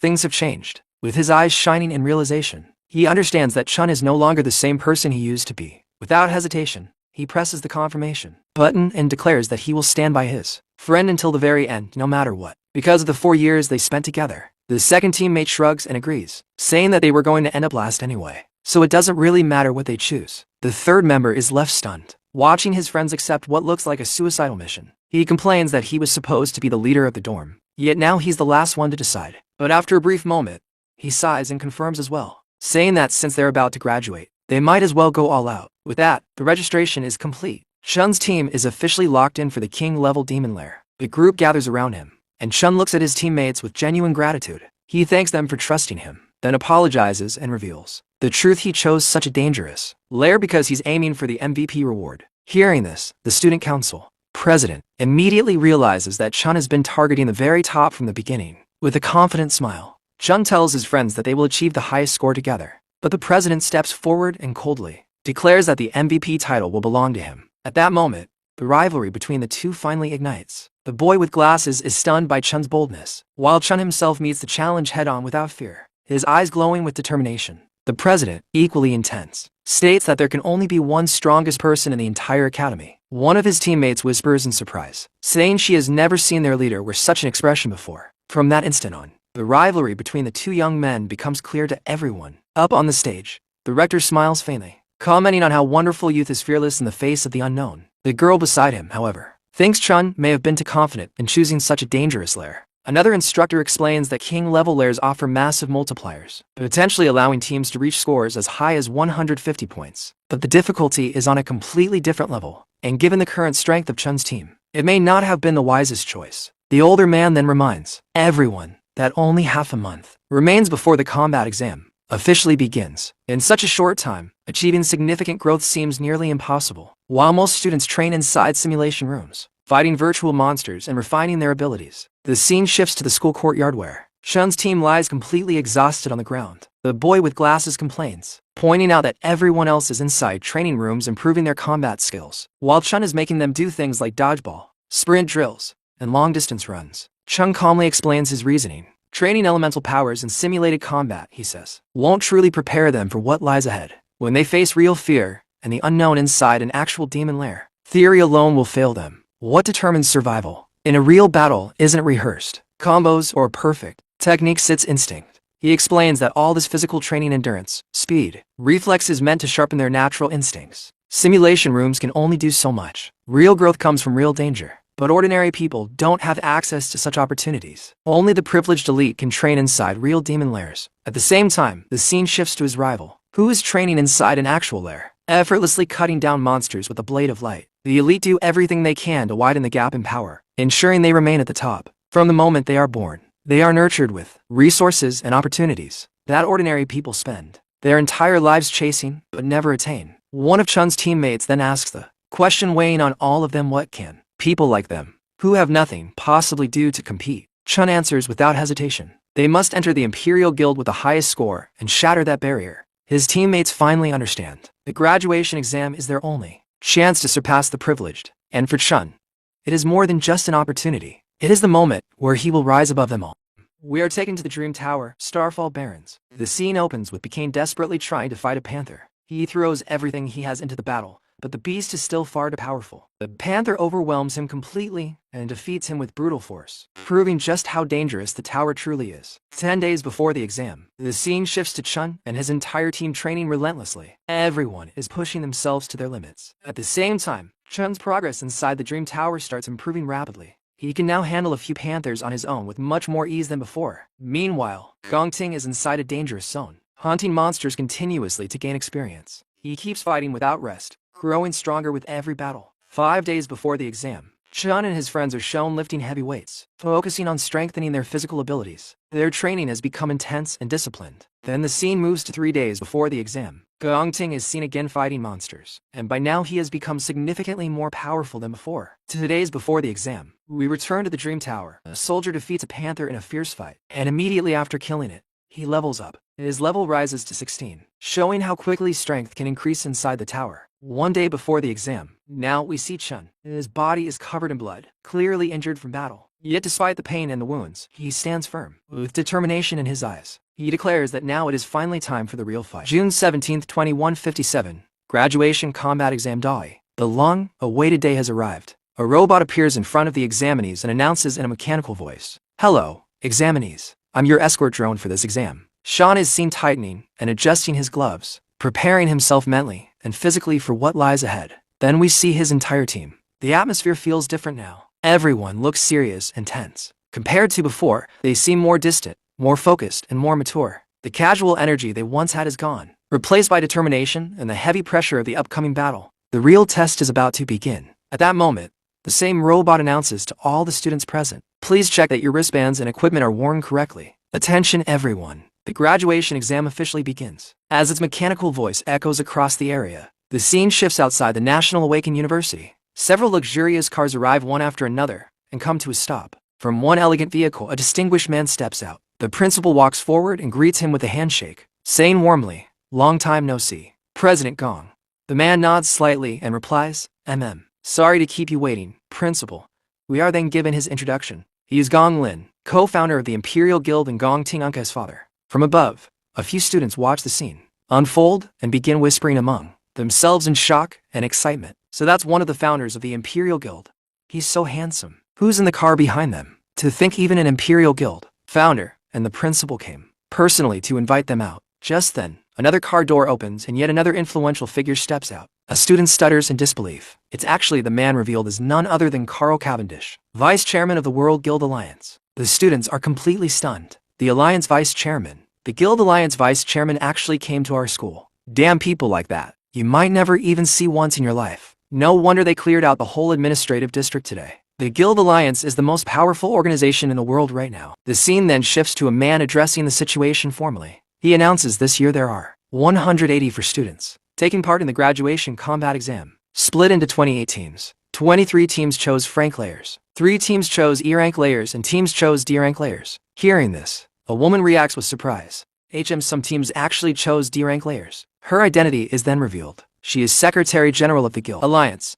With a serious expression, she continues, "Even for progress are considered dangerous. Did you properly warn the students about how dangerous layers are?" The host calmly begins clarifying the situation. Of course, we explain everything clearly in advance, since they rarely get real combat experience. The vast majority of students are lowly ranky, they can barely handle normal mobs and F-rank layers. His tone is steady, but the reality of his words makes it clear just how serious this exam truly is. The scene then shifts. Inside an F-rank lair, a team of students is fighting intensely, but they are performing surprisingly well. It seems like they are in complete control of the battlefield. However, things change when they encounter the true ruler of the lair. They begin to struggle badly against the lair lord. Standing before them is the boss monster, Large Thornjaw Salamander. The scene then shifts again. Inside an E-rank lair. Here, the danger rises to another level entirely. Every single mob inside an E-rank lair is as strong as an F-rank lair lord. The atmosphere is darker, heavier. The air itself feels suffocating. Suddenly, countless spiders come into view. They cover the walls, the ceiling, and the ground. Their numbers are overwhelming, far more than any normal team would be comfortable. One frightened student, clearly overwhelmed, shouts in panic, "How is an E-rank lair this hard? This is way beyond what we expected." The Secretary General of the Guild Alliance steps forward and asks seriously, "If a student runs into danger, what safety measures are there?" The announcer immediately responds, confident and reassuring, "Rest assured, Secretary General, students are our most valuable resource. Outside each lair, armed Imperial Guild personnel are standing by. If extreme danger is detected, they will intervene immediately. Plus, the examinees' wristbands already have a teleport function." At that very moment, inside an F-rank dungeon, a student raises his voice in fear. "I quit the exam." The wristband on his hand begins to glow brightly. An announcement flashes, "Withdrawn." In the next instant, he disappears from the dungeon and reappears safely outside. The announcer explains, as soon as a student chooses to give up the combat exam, they'll be teleported out of the lair immediately. Even after hearing this, the Secretary General calmly adds, "Even so, there are still 2 teams that chose the higher difficulty D-rank lairs. Your school really is full of talent. I'm looking forward to seeing their performance." Meanwhile, the announcer watches the broadcast silently, thinking to himself, "Yeah, I want to see how long they can last. Those kids will bail out soon enough." Our protagonist's team arrives in a vast snowy field, where the cold air bites there. skin, and visibility, is limited by the pale surroundings. Suddenly, they spot terrifying creatures, ghostly winged monkeys, ranked D assassins known for their incredible speed and deadly aerial attacks. The protagonist quickly explains that these monsters specialize in dive attacks from above, striking with insane velocity. He warns everyone to stay alert and be ready to react at any moment. Almost instantly, a swarm of these creatures charges toward them from the sky, preparing a rapid assault. The hero shouts a warning, and the group braces for impact. The attack hits hard. One of his friends is struck directly and sent flying across the snow from the sheer force. Another, the one with glasses, is knocked to the ground by a sudden strike he never saw coming. Only one teammate manages to leap into the air and narrowly dodge the incoming blow, crashing into the snow. They are both shocked and relieved just to still be alive. Then suddenly, one of the creatures slams violently into the ground right in front of them. One of the friends stares in disbelief, slowly realizing what just happened within a single moment. The protagonist has already taken down 3 ranked E monsters by himself. With his eyes glowing, the hero calmly states that his teammates are still not strong enough. He tells them to focus on protecting themselves and leave the rest to him. But before they can fully regroup, another creature launches a surprise attack, forcing them to dodge once again. This time, one of them fails to escape and is violently thrown into a tree. At that moment, it finally clicks for one of the friends. The brutal training they went through wasn't about fighting, but about survival and defense. Meanwhile, the one who once believed himself to be the strongest grumbles in frustration, realizing that now he has to rely on someone else just to pass the exam. Covered in crackling lightning, the protagonist launches himself into battle without hesitation, attacking the flying monkeys mercilessly. In an instant, a swarm descends again, but the young warrior unleashes multiple beams of yellow energy, striking down several enemies at once. Watching this, one of his teammates finally accepts the truth. The boy they once knew has become incredibly powerful. He no longer looks like a mere student,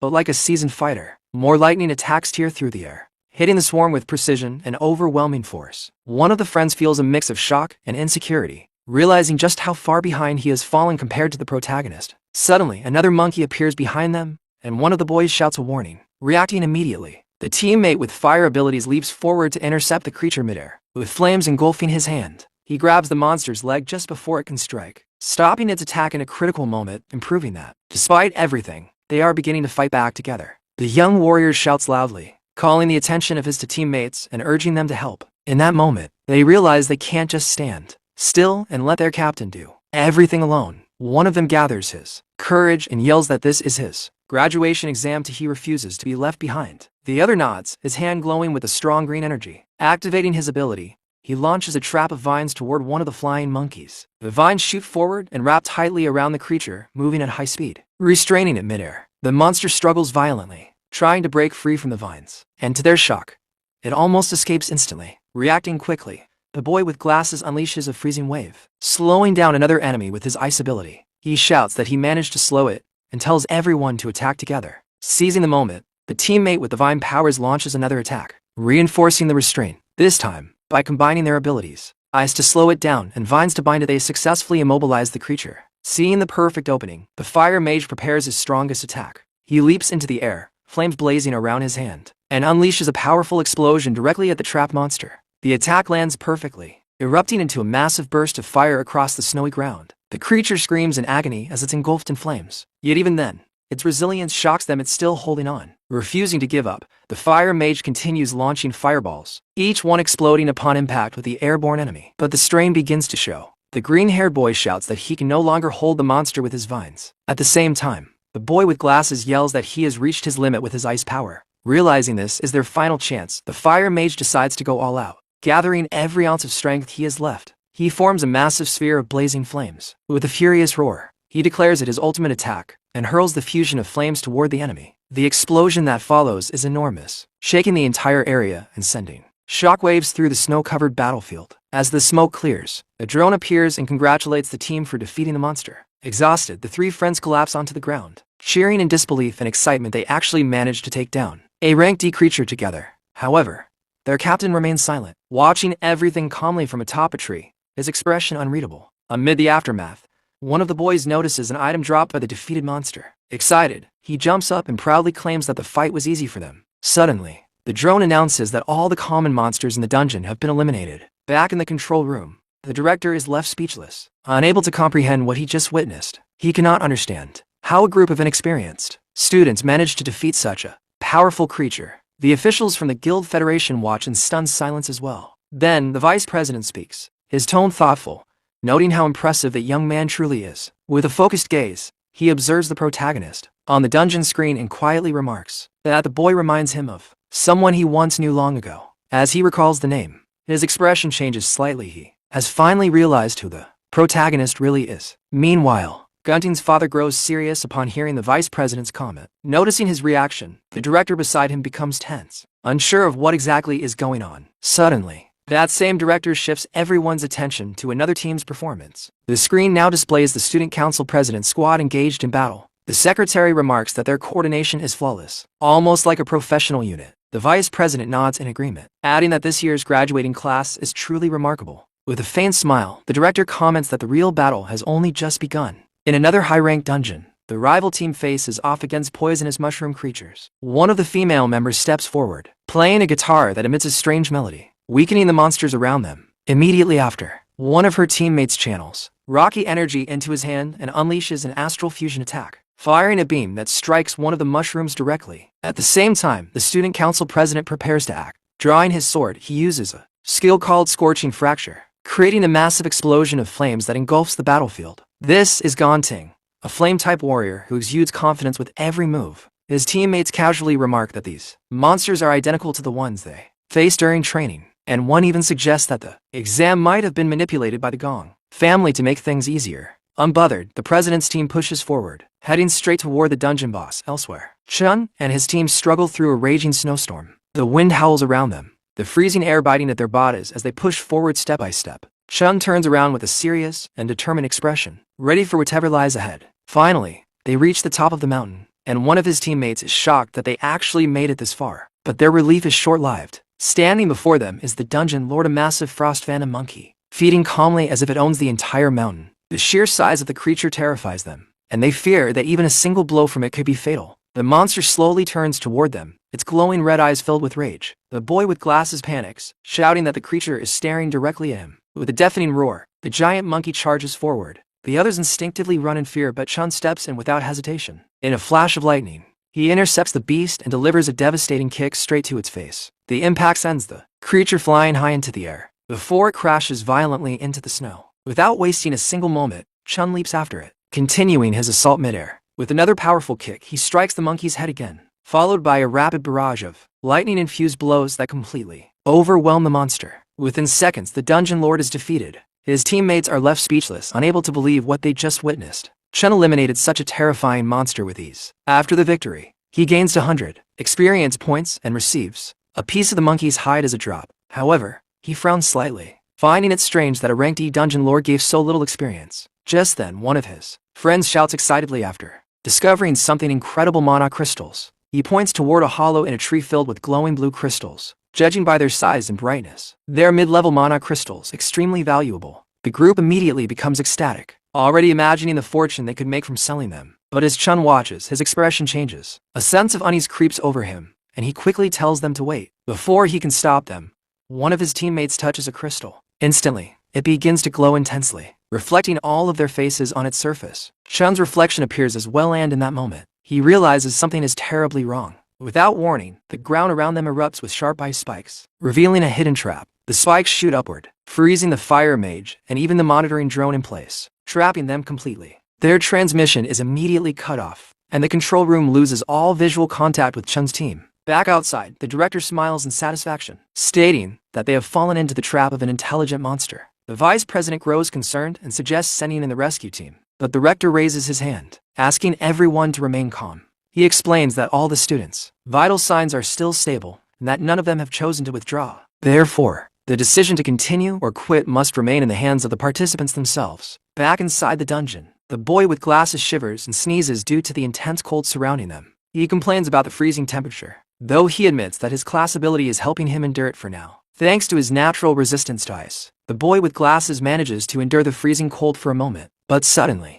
a dark and imposing figure emerges from the shadows right in front of him. The monster reveals itself as a terrifying ice lord, and the young man freezes in fear, wondering if this is truly the boss of the dungeon. The creature stares at him with glowing eyes, its skeletal body floating ominously in the air, surrounded by shards of ice. Recognizing it from the monster manual, the boy quickly explains its abilities. This is a frost relic, a high-ranking lord that used the very trap they fell into. Panic sets in as he realizes there is no way they can defeat such a rare and powerful monster. Still, when he notices Chun trapped in ice, he knows he has no time to hesitate. He rushes forward to help, but suddenly, a sharp spike of ice pierces through his leg, gravely injuring him. Crying out in pain, he loses his balance and falls off the icy platform. The skeletal lord watches the scene unfold with a cruel smile. His bracelet detects the injury and asks if he wants to withdraw from the exam. But he refuses, shouting that he won't give up. He has to save his friend. Summoning his strength, he activates a purification ability to remove the freezing effect. However, before he can succeed, the Ice Lord attacks him from behind with another spike. The boy collapses into the snow,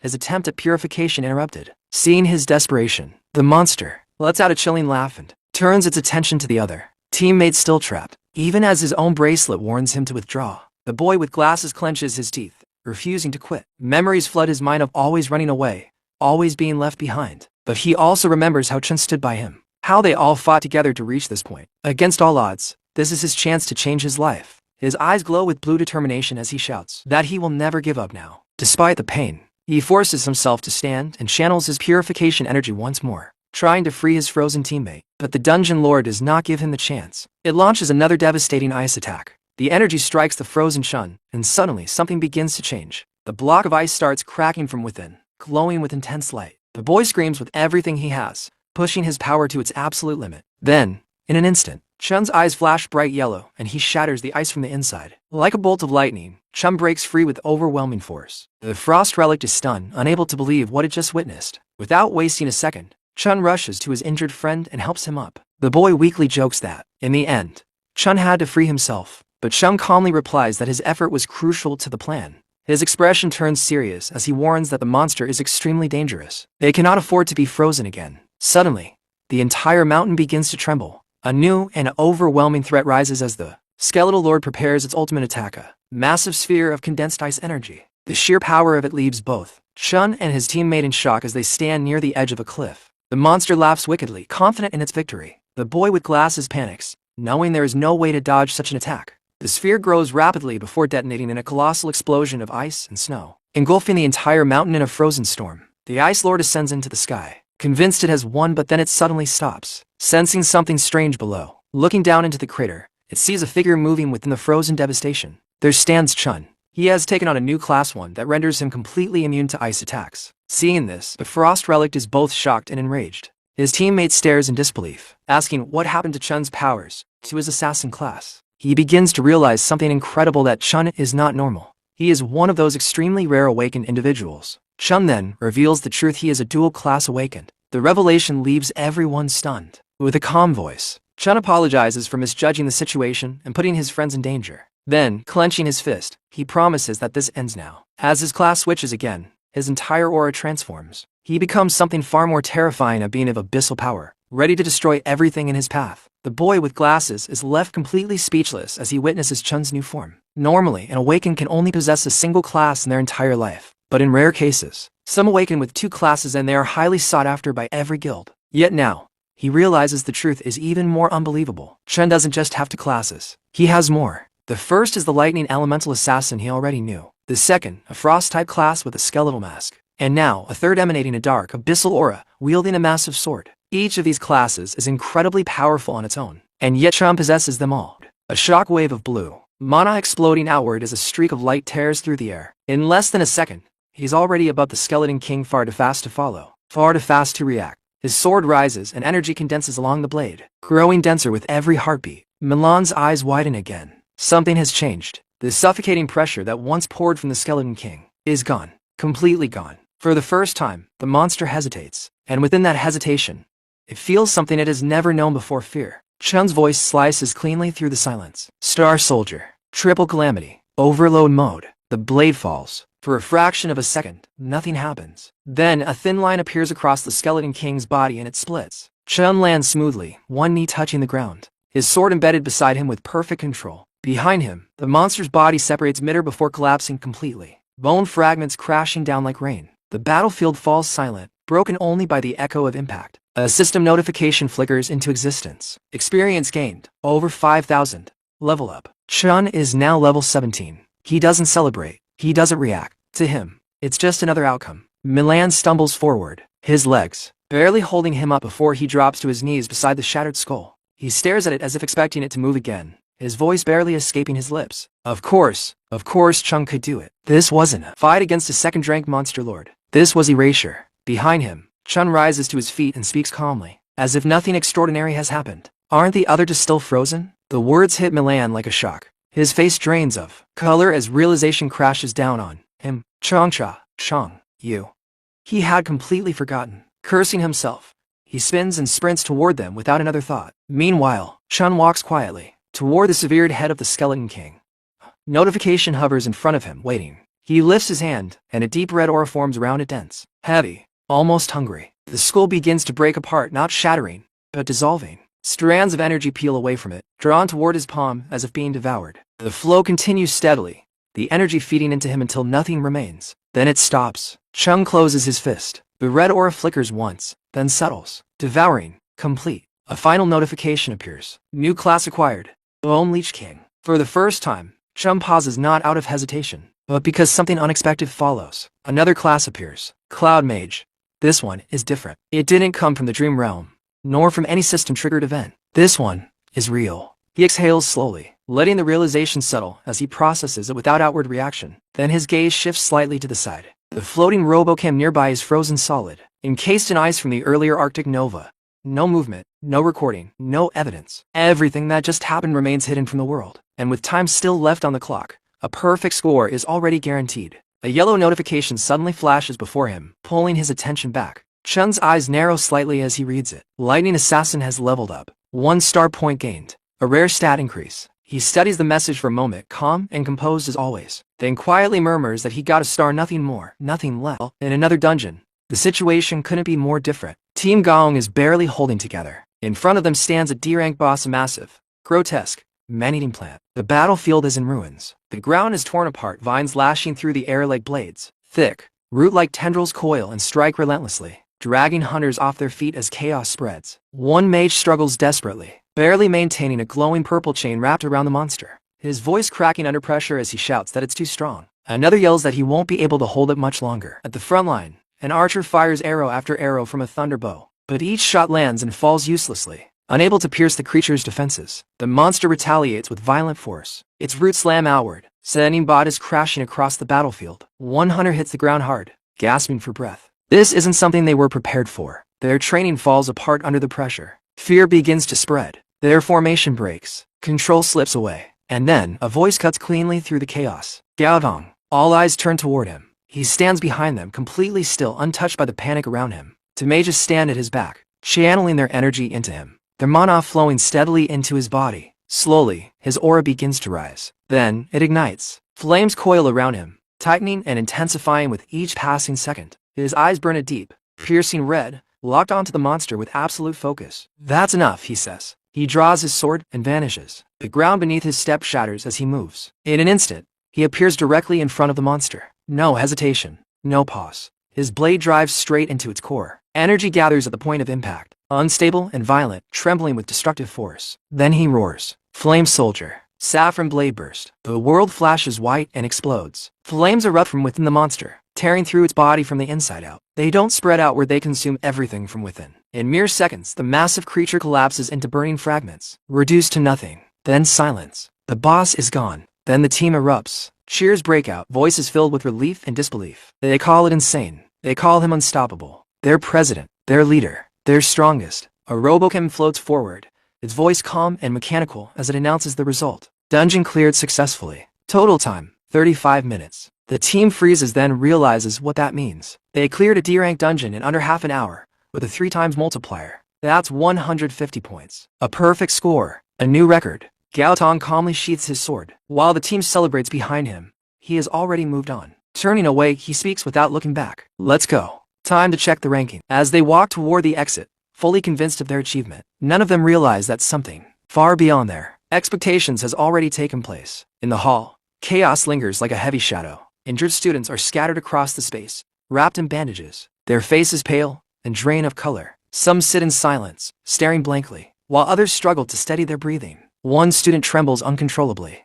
his voice breaking as he continues to beg the monsters for his life, unable to separate himself from the nightmare he just escaped. Nearby, a girl collapses into tears, her voice shaking as she describes just how overwhelming and terrifying the monsters were, her words spilling out between sobs. Gong Shan looks over the scene and scoffs, but then his gaze shifts and stops. Off to the side of the hall sits Chun's team. Ming and the others are relaxed, sitting casually as if nothing unusual has happened. And at the center, Chun stands quietly, composed as ever. Gong Shan's eyes narrow. This doesn't match what he expected at all. Still, he doesn't question it for long. Instead, he convinces himself of a simpler answer: they must have quit early. A faint smirk forms on his lips as he starts walking toward them, ready to expose what he believes is the truth. But before he can get close, a voice cuts through the hall. Gong and calls out to him. The sudden interruption stops Gong Chang mid-step. He turns slightly annoyed, but his attention shifts as his eyes move past Chun and land on the figure standing behind him, Carl Cavendish. A slow, deliberate clap echoes through the hall, instantly drawing everyone's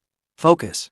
Cabinet moves forward with complete control, his presence alone enough to silence every conversation. The air itself seems to still as he speaks, his voice calm yet filled with undeniable authority as he praises the performances witnessed today behind him. The principal and Gong Lin enter as well, their presence only adding to the weight of the moment. The entire hall falls silent. Gong Shan's earlier arrogance disappears, replaced by excitement the moment he realizes who has arrived. At the same time, Gong Ting steps forward confidently, lifting his hand as if expecting recognition, but Caesar doesn't even spare him a glance. He walks straight past him. The gesture is simple, but its meaning is absolute. Gong Ting's hand remains hanging in the air, his expression frozen as Cavendish continues forward without pause. Step by step, he approaches until he stands directly in front of Chun. Then he speaks, his tone steady as he calls Chun remarkable and reveals the truth to everyone present. Chun's team cleared the deranged devil's cave. In just 21 minutes, a murmur ripples through the hall. This isn't just impressive, it's something even professional teams would struggle to achieve. Gong Shan's expression tightens as his earlier assumptions collapse completely, leaving no room for doubt. Yet at the center of it all, Chun's team remains steady, unaffected by the attention, and Chun himself stands as calm as ever. He acknowledges Candace with quiet respect, but his thoughts are already moving ahead. He knows exactly who stands before him, the vice chairman of the World Guild Alliance, one of the most powerful figures in the world. And that realization brings a question to the front of his mind. Why would someone like him come here? Cavendish studies Chun for a moment longer, as if confirming something only he can see. Then he repeats Chun's name, committing it to memory, a faint hint of approval crossing his expression. Almost as an afterthought, he turns his head toward Gonglin and acknowledges Gong Ting's performance as well, praising his ability to lead a team through the same challenge at such a young age. Gonglin responds with polite humility, but his gaze lingers, thoughtful and sharp, as the weight of everything that has just been revealed settles over the hall. Gong Yan's gaze shifts slowly, drifting toward his son, Gong Ting.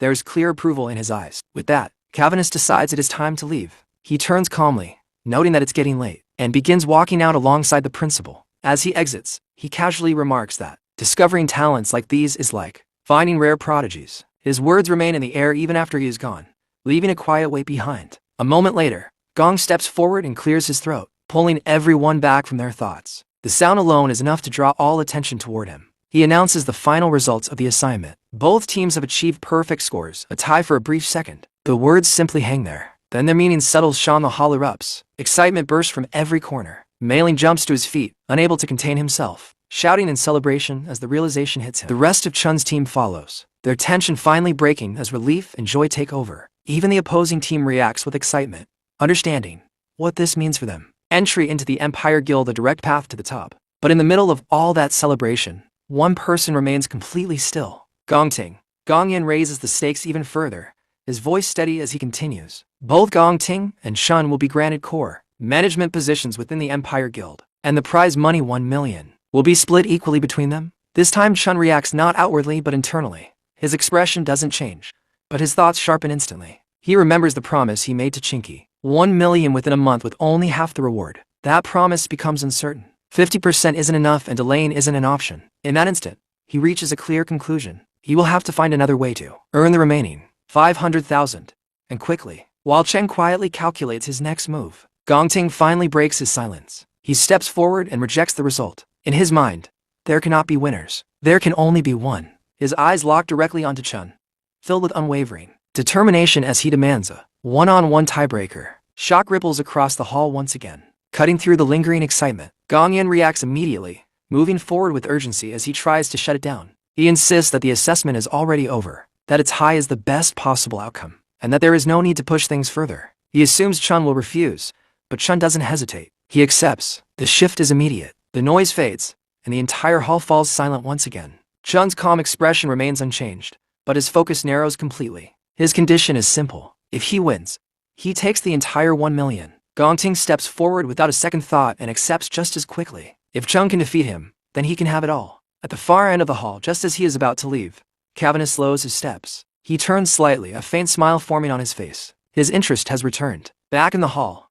Chun and Gongting begin walking toward each other. Step by step, the distance between them disappears. Their eyes meet, neither willing to yield, both fully aware of what is at stake. The atmosphere tightens, growing heavier with every passing second. And as they finally stand face to face, after that, we are shown a short time skip, and we see Qingzi speaking. He looks at Chun with clear amazement and says that he originally thought Chun only had the strength to take first place. However, he never expected him to completely shatter the record with a perfect score. Chun's achievement has spread everywhere, and he's now all over the news. Qingzi admits that it seems he made a very wise decision. He tells Chun that there's no need to repay the 1.5 million anymore, and that Chun should simply consider it as his investment in him. The scene then shows Qingzi and Chun sitting across from each other. Chun appears slightly confused, as if he's been thinking deeply about something. After a moment, he firmly responds that no, a debt is still a debt, and he must repay it no matter what. He then explains that he came here today to say two important things. Hearing this, Qingzi calmly agrees and tells him to go on. Chun begins by saying that the first thing is about the repayment deadline.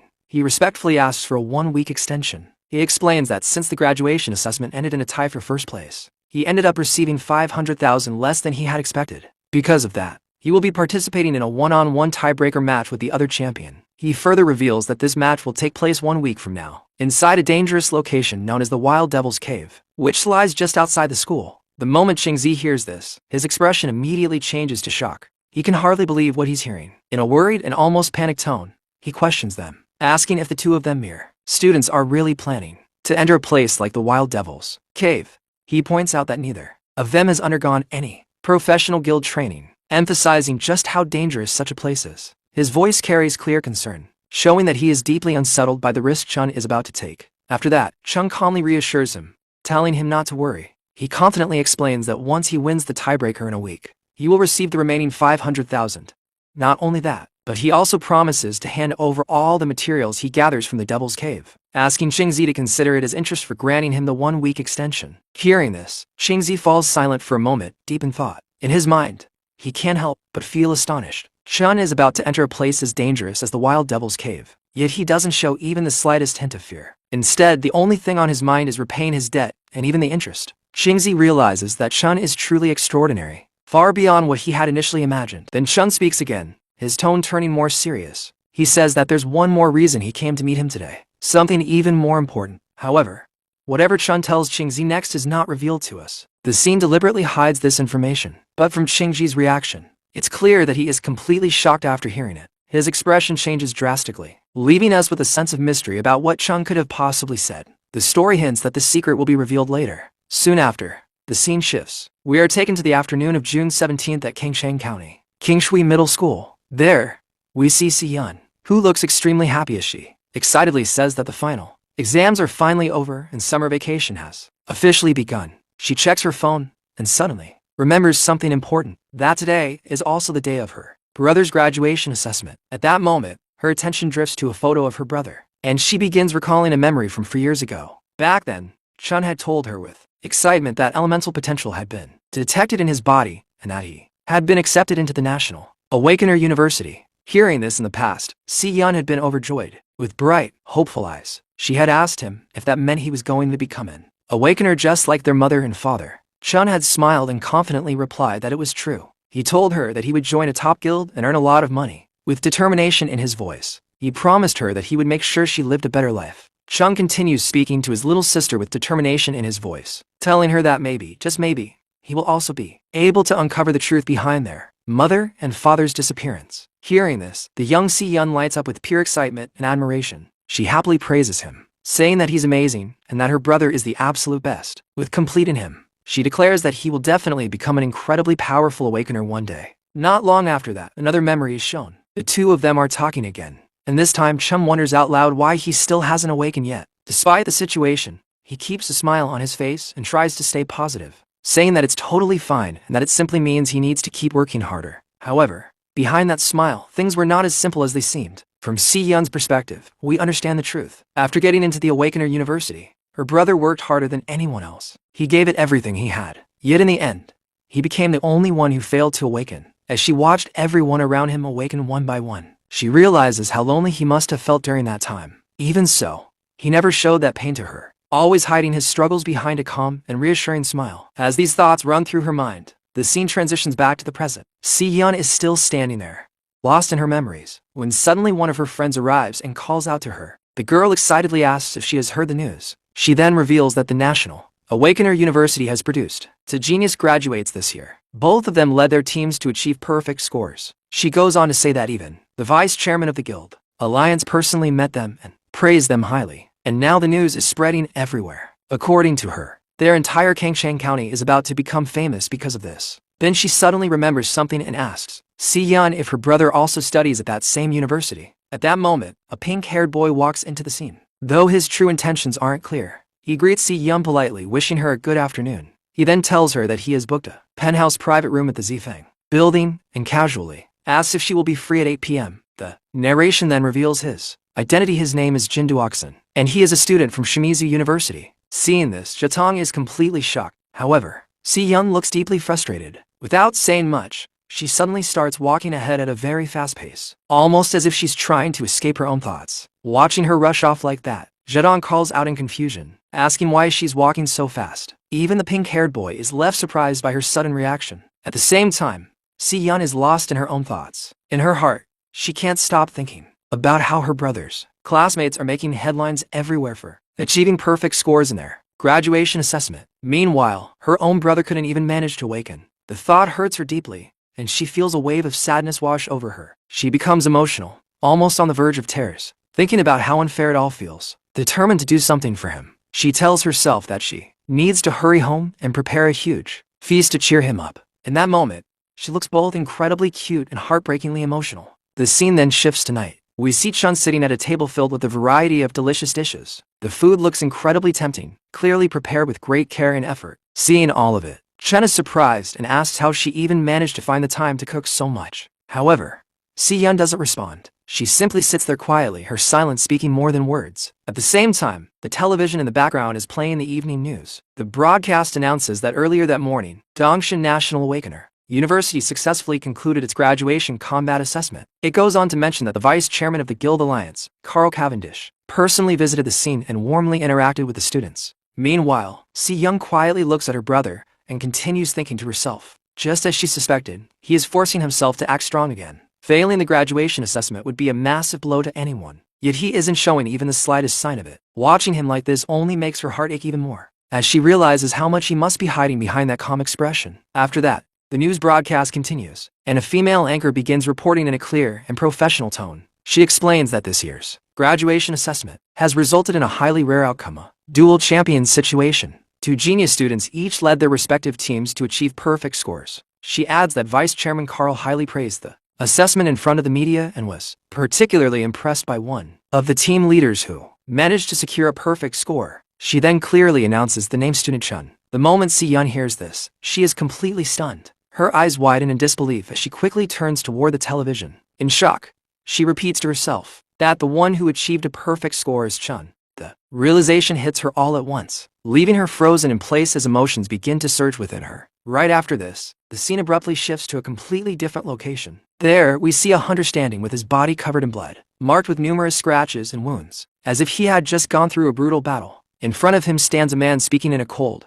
unforgiving tone. He says that he had set everything up: the stage, the opportunity, even the audience, and yet the performance was completely ruined. It is then revealed that this man is none other than Gong Ting's father, and the injured person before him is Gong Ting himself. His father continues, his voice filled with disappointment and anger. He tells Gong Ting that he didn't win, he lost to some unknown nobody. The words cut deep, especially as we see the injuries covering Gong Ting's body, blood still seeping from his wounds. Without showing any sympathy, his father declares that from now on, Gong Ting will no longer be allowed to make his own decisions. Everything has already been arranged for the upcoming combat tiebreaker that will take place in a week. He coldly states that since Gong Ting is incapable of handling it on his own, he will step in and ensure the outcome himself by any means necessary. In his eyes, there is only one acceptable result. First place can belong to no one else but the Gong family. His tone remains icy and merciless throughout, making it clear that he is willing to do whatever it takes to secure victory.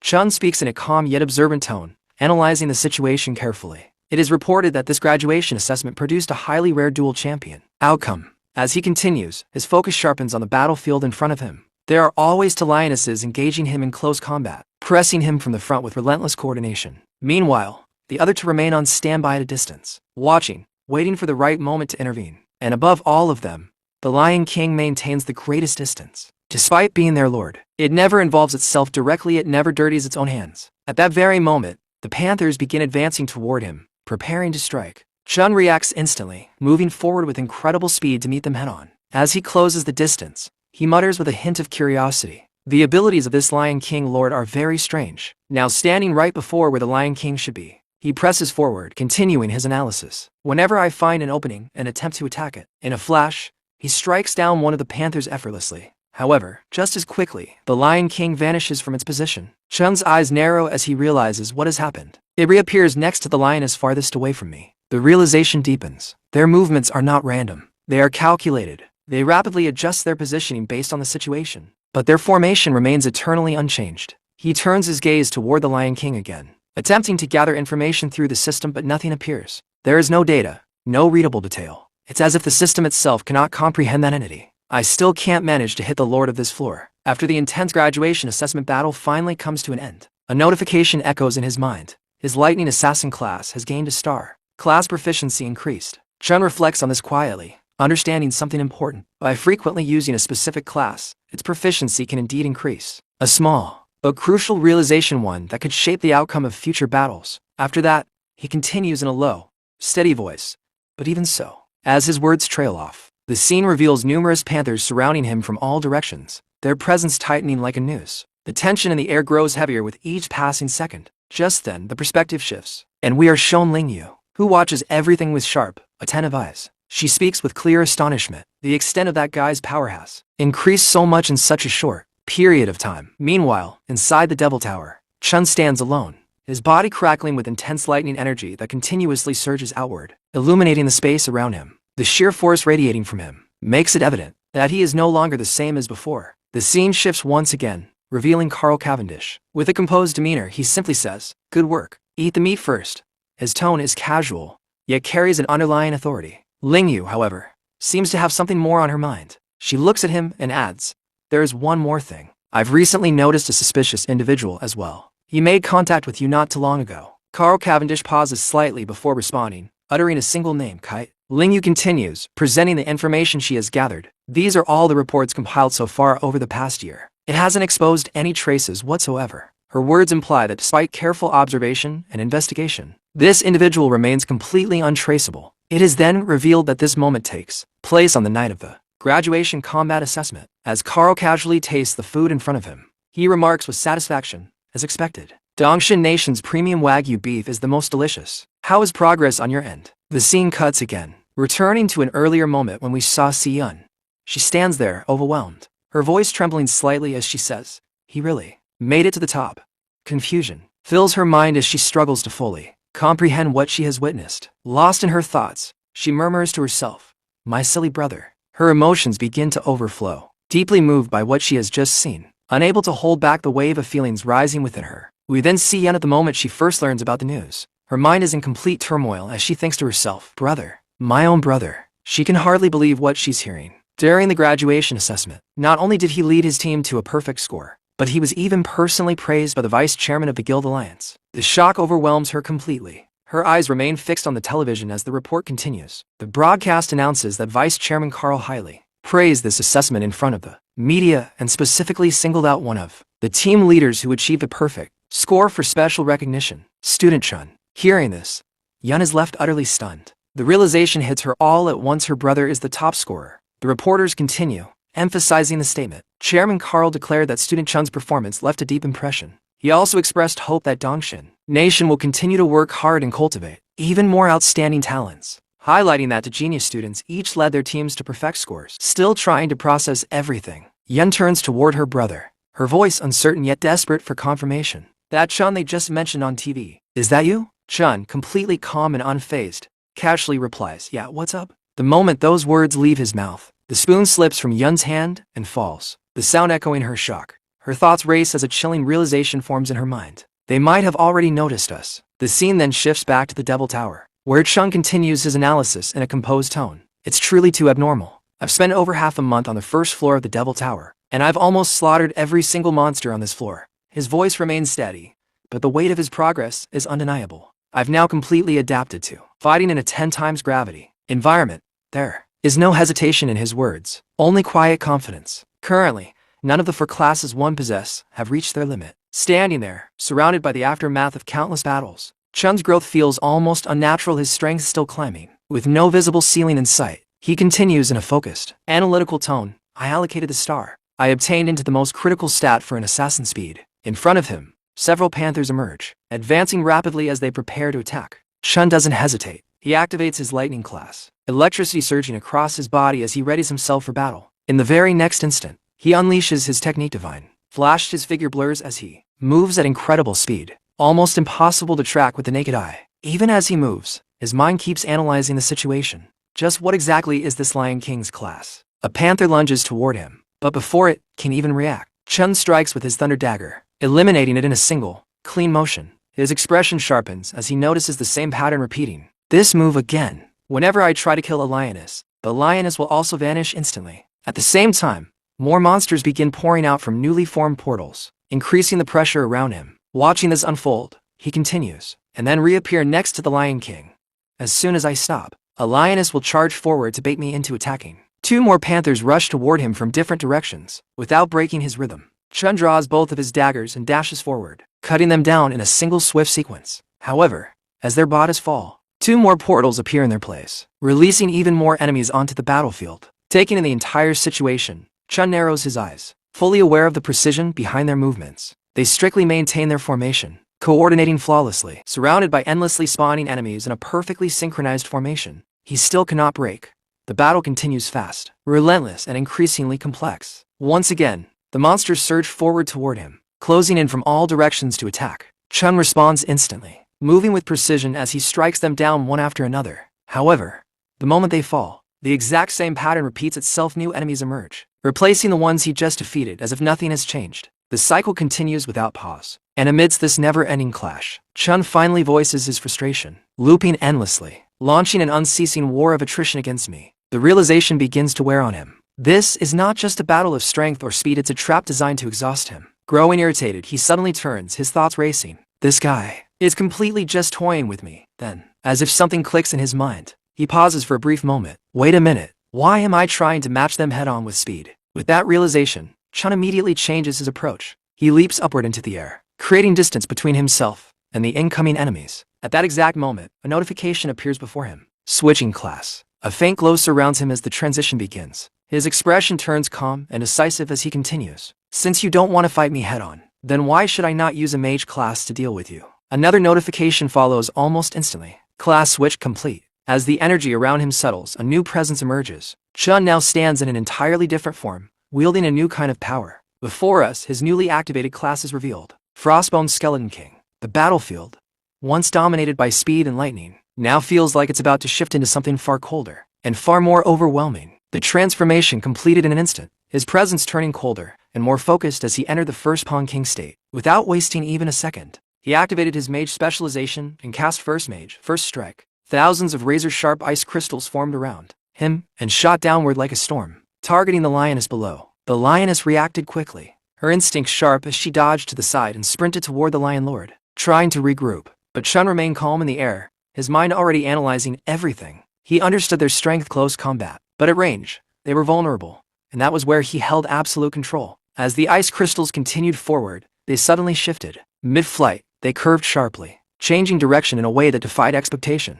now targeting the Lion Lord instead. The sudden redirection caught it off guard. At the last moment, the Lion Lord activated its teleportation ability, vanishing from its position and reappearing beside a nearby lioness. But Chun had already predicted that move. The moment the Lion Lord reappeared, the redirected ice crystals closed in from every side, trapping both it and the lioness within a confined frozen zone. Chun raised his hands slowly, his gaze steady and unshaken, locking them into a space where escape was no longer possible. Above him, mana began to gather, growing denser and more violent. He activated Loud Mage, Frost Blast Bomb, a massive spear of condensed ice formed overhead, trembling with destructive energy. Below, the trapped lioness struggled desperately, panic setting in, but there was nowhere to run, no path left open. With a decisive motion, Chun brought the attack down. The moment it struck, the battlefield exploded in a violent surge of ice. The impact sent shards bursting outward, engulfing everything within range. When the chaos finally settled, silence took over. The entire area stood frozen, every lioness, and even the lion lord locked in place, completely immobilized. Chun dropped to the ground without hesitation, already shifting classes again. His aura flared as he transitioned into Infernal Axis. Drawing his H-rank sword, he moved forward immediately. For him, the fight was not over until every enemy was completely erased. His eyes glowed as he activated Stellar Warrior. Entering a heightened state of combat, his movements became sharper, faster, and far more precise. He unleashed a relentless series of strikes, each blow carrying crushing force. Finally, with one powerful vertical slash, he cut through the battlefield, shattering the frozen enemies. One after another, the lioness bodies collapsed. Their dark forms began to fade, dissolving into nothingness within seconds. Only the Lion Lord remained, his body still and unmoving. Chun stood quietly as the system responded. His level rose to 24, and rewards flooded in 4 Phantom Mode bones and 1 Phantom Mode art. But his attention shifted instantly to the Lion Lord's corpse. A Devourer notification appeared. Without hesitation, he stepped forward and placed his hand on the body. Energy began to flow as he activated Devourer. A thick mist started to rise around him as he forced the process, demanding to know its class, pulling the answer out through absorption. The rising mist from the Lion Lord's corpse was drawn completely into Chun's body, vanishing as if it had never existed. When he opened his hand, something new had formed, a card resting in his palm. The Phantom Lion King card. He stared at it for a moment, studying its details carefully, and then the realization settled in. This was a Tamer-type class. Everything about the battle suddenly made sense. The Lion Lord had never planned to fight directly. It had relied entirely on its contracted beast, keeping itself hidden behind them, while controlling the entire battlefield. Its teleportation, its careful positioning, the way it avoided direct confrontation, it had all been intentional, part of a calculated strategy. Chun's eyes moved across the card again, stopping at one ability in particular, Force Beast Contract. The power behind it was clear, but so was its condition. It demanded dominance. To control beasts like that, overwhelming strength and presence were necessary. Without that, the ability would fail. He absorbed the knowledge without hesitation, already thinking about how and when to use it. But before he could dwell on it further, the world around him suddenly began to change. The frozen battlefield dissolved like melting glass, the icy ground fading away until it was replaced by an endless desert. Dry wind brushed against him as bones scattered across the wasteland came into view. Chun looked around calmly, understanding immediately. This was the true form of the first floor of the Dead Sphere. The illusion had finally broken. What remained was nothing but death and emptiness. As he took in the desolate surroundings, a sharp cracking sound echoed from afar. In the distance, an orange portal slowly opened, radiating a steady, powerful energy. The path to the second floor had finally revealed itself. Chun shifted his focus toward it and began to move. But just as he did, a sudden chill ran up his spine. A presence. Someone or something was watching him. He stopped instantly and turned, his eyes scanning the area with precision. Then he saw it. Far away, within the shadow of a massive bone structure, a single purple eye glowed back at him. Slowly, a white lion stepped forward, its body trembling, clearly wounded and barely able to stand. Its form was restrained, partially trapped within the skeletal remains around it. Chun narrowed his eyes. One survivor. Without hesitation, he activated his lightning class. Energy surged along his arm, crackling violently as it condensed into a sharp lightning dagger in his hand. Step by step, he moved forward, fully prepared to eliminate what remained. But as he got closer, something didn't feel right. The Lion Lord was already dead, yet this one hadn't disappeared. That meant only one thing: it had never been part of the Lion Lord's contracted beast. His gaze shifted slightly, and then he noticed them. Chains. Not ordinary ones, but stellar chains tightly binding the white lion in place. It wasn't being controlled, it had been imprisoned. Understanding the situation instantly, Chun's intent changed. In one swift motion, he moved his arm not toward the lion, but toward the chains. The lightning blade flashed, slicing cleanly through the restraints. The chains shattered apart, breaking into fragments as their hold vanished. Freed at last, the white lion collapsed briefly, its body struggling to adjust after being bound for so long. Chun didn't wait. He turned away immediately and began walking toward the portal again. As he moved, a quiet thought passed through his mind. He had seen the look in the creature's eyes: pain, loss.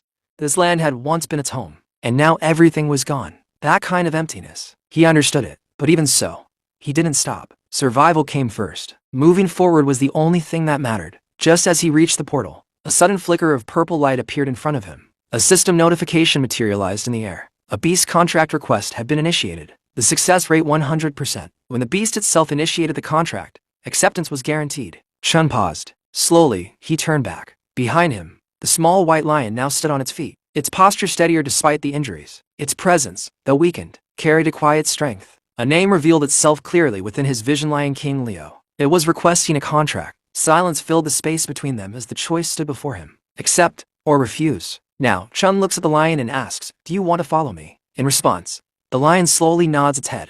Seeing this, Chun continues in a calm but serious tone. "From now on, I will conquer every floor of this devil tower, one step at a time. With each floor, the monsters will become even more vicious. You could be injured, or even lose your life. Have you truly thought this through?" After hearing all of this, the lion once again gives a firm nod without hesitation. Chun lowers his gaze slightly, his eyes growing calm and resolute as he says, "I understand. Consent to sign the contract." At that very moment, a star-shaped symbol appears within his eyes, glowing faintly. A system notification flashes before him. Lion King Leo, contract established. Finished. Soon after, another system screen appears, displaying Leo's status, though the details are not entirely clear. Alongside it, a new notification emerges. Passive skills activated. Chun then looks at Leo and says, "All right then, let's head out together. Make sure to protect yourself while I'm fighting." Leo lets out a low sound, as if trying to respond with a confident yes, and with that, the two of them step forward side by side, entering the portal together. As soon as Chun steps inside, the sight before him leaves him completely stunned.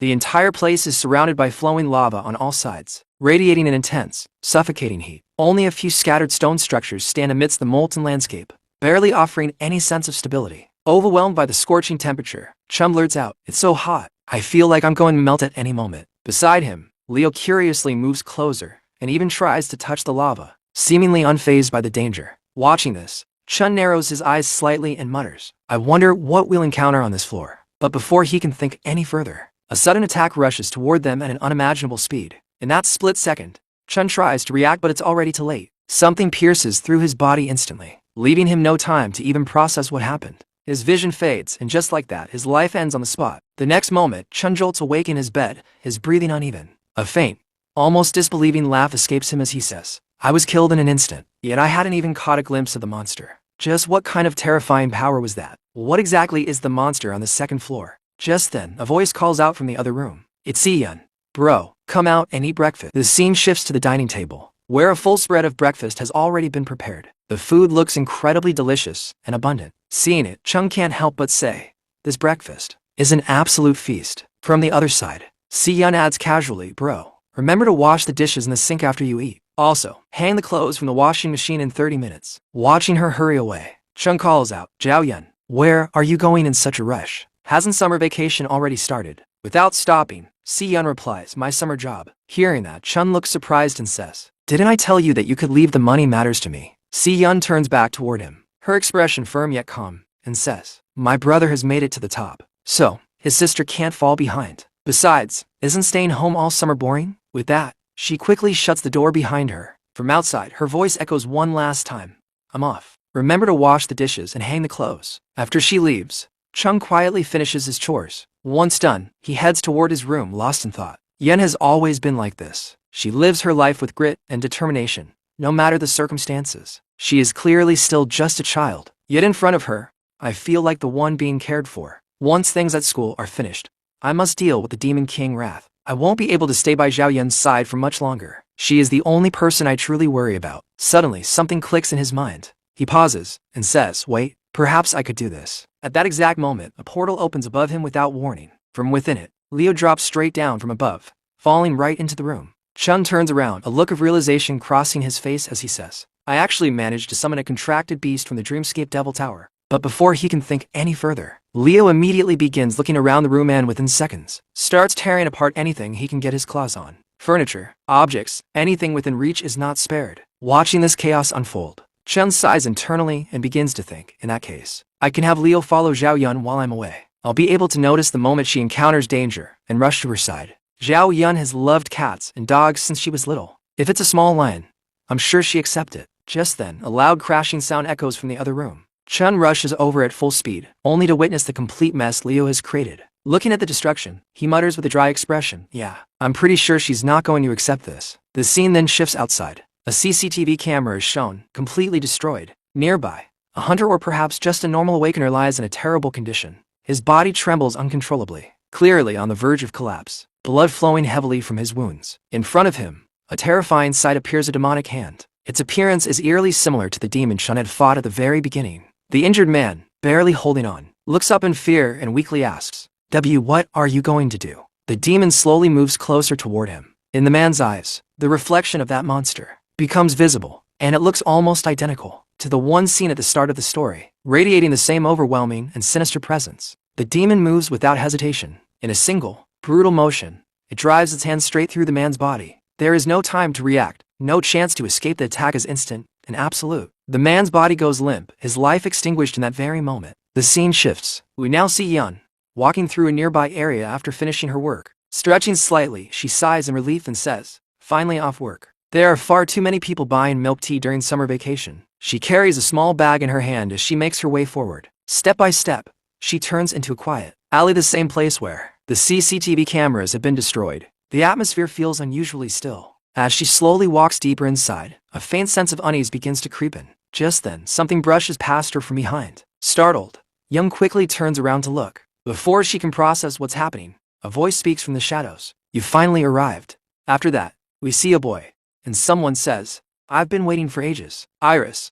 And it turns out, it's none other than Sterling Jin, a student from Clearwater High School. You've actually seen this guy before. Stepping forward with confidence, he continues. You ran off so fast at school last time. You completely missed my invitation. But don't worry, I went ahead and booked the entire top floor of Purple Peak Tower again for tonight. Hearing this, Si Yun's expression immediately hardens with irritation. She looks at him and asks, how do you even know where I live? The boy, striking a confident pose as if it's no big deal, replies, well, my father is the director of the city hospital. Getting a little information like that is nothing. At this point, Si Yun is clearly angry. She steps forward, her tone firm and cold as she says, we're not from the same world. Don't come looking for me again.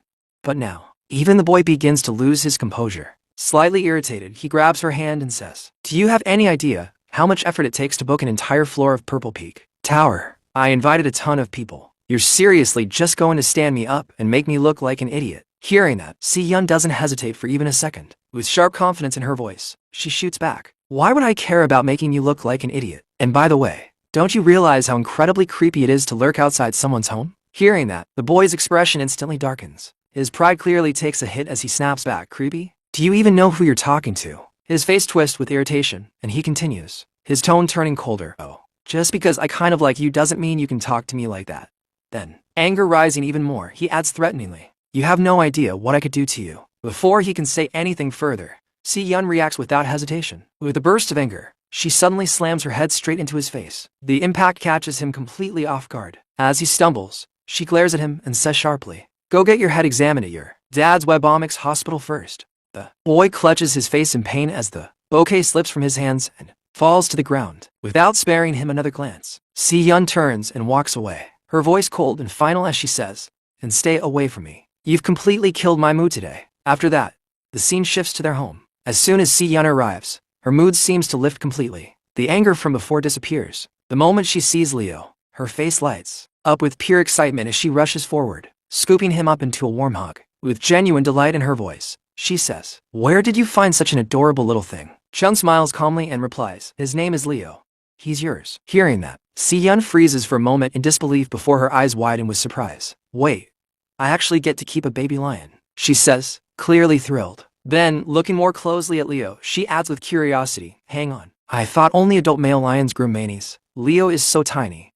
But that mane is already enormous. She starts thinking about officially registering him, already treating him like part of the family. Watching all of this unfold, Chun can't help but feel relieved and happy. Seeing his sister so joyful, he quietly thinks to himself, looks like she and Leo are already best friends. Nothing left to worry about on the home front. Just then, his phone suddenly beeps, breaking the calm moment. A new notification appears on the screen, an important notice meant specifically for him. The moment he reads it, a faint smile slowly spreads across his face, as if everything is finally falling into place. There's a sense of quiet satisfaction in his expression, almost like he's been waiting for this exact moment. After going through the message, he mutters to himself in a low, confident tone, finally. Now everything can move forward exactly as planned. Next up, time to take care of that tiebreaker. 6 days from now. His words carry a subtle weight, hinting that whatever is about to happen has already been carefully set in motion long before this point. The scene then shifts forward in time, and we are shown a title marking the moment 6 days later. The date appears clearly, June 24, 2157. It is the day of the long-awaited tiebreaker exam. The setting is introduced next, placing us on the outskirts of the city. In a place known as Green Light Forest, the atmosphere here feels different, quiet, vast, and slightly ominous. As if danger is lurking just beyond sight, a host steps forward, addressing the two candidates with a firm and authoritative voice. You both tiebreaker candidates, listen up. Let me run through the exam details. He pauses briefly, making sure they are paying full attention before continuing. After extensive deliberation, the school has decided that this tiebreaker will take place inside the wild dungeon within Greenlight Forest. His words immediately raise the stakes, but he continues without hesitation. Equipment surveys have confirmed that this wild dungeon is rated D rank. As previously agreed, both candidates will undergo the exam inside the same dungeon. However, his tone grows more serious as he emphasizes the next point. Wild dungeon interiors are completely uncharted territory. He explains further, making the danger crystal clear. The danger level far exceeds anything found in the school's standard exam dungeons.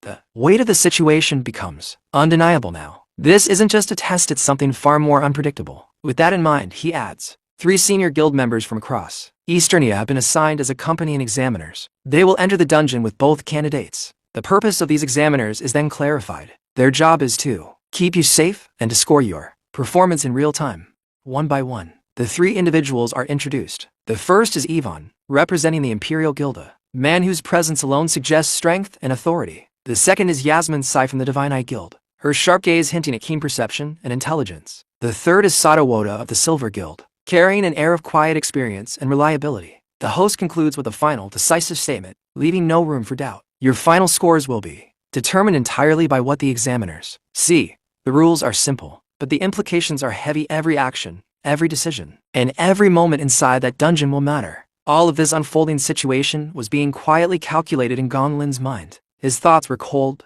precise, and deliberate, as if every piece of the puzzle had already been placed exactly where it needed to be. E3. Make sure you handle your end properly, clean. No loose ends. There was a silent authority in his thinking, the kind that hinted this wasn't just an exam, but something far more carefully orchestrated behind the scenes. At that moment, the principal turns toward the vice chairman and says, Vice Chairman, your Easternia schedule wrapped up 2 days ago, didn't it? The question carries a subtle curiosity, as if wondering why someone of his stature would still be present. Hearing this, the vice chairman responds without hesitation, his tone filled with interest and anticipation. So, why are you still asking? What could possibly be more interesting than what's about to unfold right here? It's been years since I've seen 2 genuine prodigies go head-to-head. I am absolutely not missing this. His words make it clear this isn't just another exam. This is a rare clash worth witnessing. Immediately after that, the host steps forward and formally declares in a loud, authoritative voice, I hereby declare National Awakener University, Class of 2157 Graduation Combat Exam Tiebreaker, Chun vs. Gongting, begin. With that announcement, both candidates move at the same time, stepping forward without hesitation and entering the portal side by side. The moment they cross over, the environment changes completely. The 3 senior examiners follow closely behind, entering the dungeon along with them. As soon as they arrive inside, Yasmin Sai looks around and comments, dead trees as far as the eye can see. Looks like a flower dungeon. The atmosphere is eerie and suffocating, with an unnatural stillness hanging in the air. The instant Chun steps in, something unusual happens. A system window suddenly opens in front of him, displaying a warning message, high danger creature detected. Seeing this, even he is visibly surprised. This is the first time I've ever seen the demon heart actually throw out a warning. He mutters, clearly unsettled, but just as quickly as it appeared, the warning disappears. Still processing what he just saw, he frowns slightly and thinks, can there really be high-ranked monsters lurking inside a D-ranked dungeon? The question lingers, adding a layer of unease to the already tense environment. Without stopping, both candidates begin moving forward into the dungeon. Gongting takes the lead, walking ahead with confidence, while Chun follows a short distance behind, maintaining a steady pace. Meanwhile, far behind them, the 3 examiners keep a careful watch, observing every movement from a safe distance. Yasmin Sai speaks again, her voice slightly tense as she says, this fog is absolutely suffocating. Hearing that, Sato Woda immediately responds in a serious tone, addressing the others with clear caution. Stay on high alert, eyes on the examinees, don't look away. The warning is simple, but the meaning is clear. Something about this dungeon isn't right, and any moment of carelessness could turn dangerous. Suddenly, the ground begins to crack open beneath them, the earth splitting apart with a sharp, unsettling sound. From within those fractures, a monster emerges, its presence immediately filling the area with danger. It is identified as a poison cage ant. The moment the creature reveals itself, Gongting reacts without the slightest delay. In one smooth motion, He draws his katana and lunges forward, closing the distance with incredible speed, clearly intent on eliminating the monster before it can fully act. Watching this, Sadawoda remarks with clear recognition of Gong Ting's skill. His reaction time is something else. A wild dungeon monster's aura, completely different breed from the ones back at school, faster, crueler, and they fight filthy. His warning proves true instantly. The poison cage ant launches a rapid barrage of venom attacks toward Gong Ting, each strike quick and lethal. But Gong Ting doesn't falter. With precise movements, he cuts through every incoming attack using his katana, advancing step by step until he reaches the monster. In a single decisive strike, he lands a powerful blow. However, the creature isn't completely finished yet. Without hesitation, Gong Ting follows up immediately, delivering one more clean attack that completely destroys the monster in an instant. As the battle ends, faint flames begin to flicker from his katana, emphasizing the sheer power behind his technique. Yasmin Sai, observing closely, analyzes his performance with sharp clarity. He moved the instant that monster showed its face, and shut down every single one of its ranged attacks without breaking a sweat. Field response 10 out of 10. Yvonne follows up, equally impressed. He tracked down and severed the monster's venom launching organ on the very first move, stripping it of any ability to keep fighting. Combat logic 10 out of 10. Sadawoda adds his own assessment, his tone firm and conclusive. And then, not even a heartbeat's hesitation. One finishing technique, one clean kill. Finishing power 10 out of 10. Positioning, crowd control, execution, all of it like a scalpel. Absolutely surgical. And this was a wild dungeon monster. He pauses briefly before continuing, emphasizing the significance. For a student to perform with that kind of ice-cold composure and decisiveness, that is genuinely exceptional. But then, his tone shifts slightly as he brings up the comparison. Now compare that to the other examinee, Chun. He didn't so much as react when the monster appeared, just wandering around over there without a care in the world. A complete and total fail by any standard. Unbeknownst to them, Gong Ting hears every word, their evaluation echoing in his mind. The scene then shifts outside the dungeon, where a large group is watching everything unfold in real time. Among them, Vice President Carl Cavendish turns to the principal and asks, "What do you think Chun is actually after out there?" The principal, calm and thoughtful, replies, "My guess? He's hunting for." He pauses briefly, then continues with quiet certainty, "A way to sweep the whole thing in one move." At that exact moment, inside the dungeon, Chun suddenly stops moving. His expression sharpens, as if he has found exactly what he was looking for. In his hand, a lightning-infused dagger crackles with energy. With complete confidence, he mutters, "Found it." Without wasting a second, he strikes. The attack lands instantly, triggering a massive explosion that shakes the surroundings. The impact is overwhelming. Multiple monsters are forced out into the open at once, and many are wiped out in that single devastating move. Seeing this, Yasmin Kai's eyes widen in shock as she exclaims, "He's going straight for the monster nest? Has he completely lost his mind?" Sadawoda is just as shocked as everyone else, his composure breaking as he blurts out in alarm, "Those are D-rank monsters in there. You're going to get everyone killed out here." The sheer scale of what's happening is beyond what anyone expected. Even Gong Ting, who had just demonstrated flawless combat, is left stunned. Watching Chun's actions unfold, he mutters to himself in disbelief. Is he actually going to? At that very moment, the scene shifts to Chun, and what they see completely overturns everything they thought they knew about him. He appears in his lightning assassin avatar, his entire presence wrapped in crackling energy. Without hesitation, he activates a movement technique known as Flash God. The moment he uses it, everything changes. His speed becomes so overwhelming that it's nearly impossible to track him with the naked eye. He moves like a streak of lightning, vanishing and reappearing across the battlefield in an instant. One by one, the monsters are cut down, their bodies slicing apart almost simultaneously as flashes of light streak through them. It's not a fight, it's a complete massacre. The attacks are so fast and precise that the monsters don't even have time to react. Moments later, Chun lands calmly on the ground, as if nothing extraordinary just happened. Then, almost in slow motion, the bodies of all the monsters begin to fall around him, collapsing one after another. Watching this, the three senior examiners are left completely speechless. One of them finally manages to speak, his voice filled with disbelief. What in the world did he just do? The report had him listed as E-rank only. He just wiped out that many D-rank monsters at once. Isn't that just a little too broken? Yvonne, still processing what he witnessed, frowns slightly and says, "So, how exactly are we supposed to score this? There's really no way to justify giving this examinee a low score." But Sadawoda, still trying to regain control of the situation, suggests cautiously, "What if we flag his approach as dangerously reckless? Or say his technique range was too narrow, too repetitive?" His words feel less like a fair evaluation, and more like an attempt to make sense of something that clearly defies their expectations. Meanwhile, Gong Ting stands there in silence, genuinely shaken. For the first time, The gap between what he believed and reality is becoming painfully clear. Outside the dungeon, the spectators are just as captivated. Vice President Carl Cavendish lounges comfortably, casually eating chips as he watches the spectacle unfold. With a grin, he says, "You called it, you crafty old man. The exam has barely started, and we're already watching a clash this spectacular. Oh, this is going to be very, very interesting. I cannot wait to see how Gong Ting tries to respond to this." Standing nearby, Gong Lin doesn't share the same excitement. His expression tightens, clearly displeased by how things are unfolding. There's a growing tension in his face, as if something has already gone off script. And then, suddenly, something happens that no one was expecting. All the screens monitoring the dungeon begin to flicker.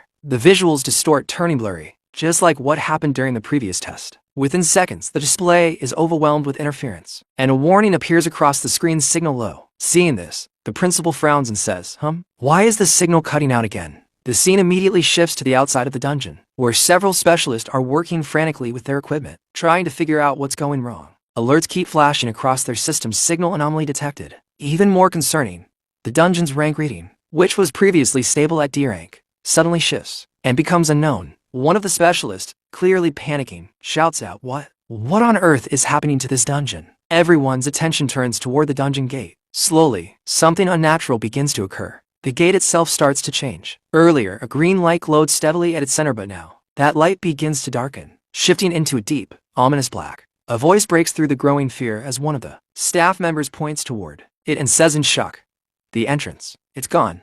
Right after that, the scene shifts back to Chun. Around his body, strange and unsettling fragments begin to swirl in the air, moving as if they carry a will of their own. There's something deeply unnatural about them, something that doesn't belong in an ordinary dungeon. As he watches them, his expression turns serious, and he says in a low voice, "This is the Demon King Wrath's voice." The realization clearly unsettles him, as if he has just identified something that shouldn't exist here at all. The scene immediately cuts back to the outside of the dungeon, where chaos is beginning to spread. One of the staff members shouts in panic, "The entrance just disappeared." Another responds, equally confused and alarmed, "We have no idea what's going on." The equipment suddenly started throwing signal errors, and then just his words trail off, unable to explain what they're witnessing. The host, now visibly tense, steps in and starts issuing orders. "Move. Get someone on the line with command right now." Did something go horribly wrong inside that dungeon? The urgency in his voice makes it clear this situation is completely out of control, and whatever is happening was never part of the plan. This isn't something Chun, Gong Ting, or anyone else caused intentionally. Even they are caught off guard by the sudden turn of events. Back inside the dungeon, the atmosphere grows heavier with every passing second. Yasmin frowns slightly and says, "Hey, is anyone else hearing that?" Her voice carries a hint of unease. Sato Woda listens carefully before responding.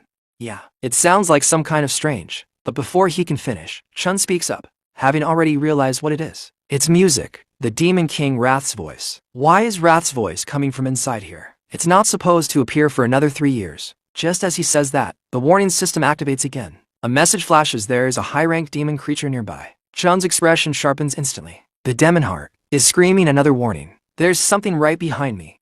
At that moment, all of them slowly turn around, their eyes drawn toward the source of the sound. The music, it's coming from there. The area ahead is completely engulfed in thick, suffocating fog, making it impossible to see clearly. The atmosphere becomes tense and heavy, fear creeping in as they try to make sense of what's hidden within. Watching the fog-covered area, one of the senior examiners says cautiously, "That place, it's completely covered in fog." His voice trails off as something begins to emerge from within. From the dense mist, a figure slowly steps forward, a monster unlike anything they've encountered so far. Its presence alone radiates a terrifying energy, so intense that it sends a chill through everyone present. And then, something even more shocking happens. The creature speaks. "Humans, you walked right into my hands." Hearing those words, Sato Woda's eyes widen in disbelief. That thing, it can talk. A monster that can form words. His shock quickly turns into realization. It has to be at least C rank.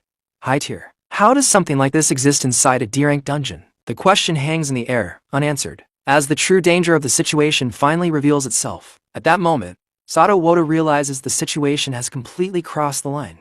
His expression hardens as he understands. There's no longer any room to simply observe. Intervention is necessary. A monster at this level is going to tear the examinees apart, he says firmly. Without wasting another second, he forms a weapon and rushes forward, placing himself in front of the 2 students, standing protectively before them. He commands everyone, "Get behind me right now." But before anyone can even react or exchange a single word, something horrifying happens. In an instant, his arm is severed. The attack is so fast, so clean, that it takes a moment to even register what just occurred. The monster has already moved, appearing right behind him, as if it had been there all along. The sheer speed and power leave even the other senior examiners stunned, unable to comprehend what they just witnessed. Now the monster's attention shifts toward Gong Ting, looking at all of them with complete disdain. It speaks again, its voice filled with mockery. All of you, you're nothing but clowns in front of me.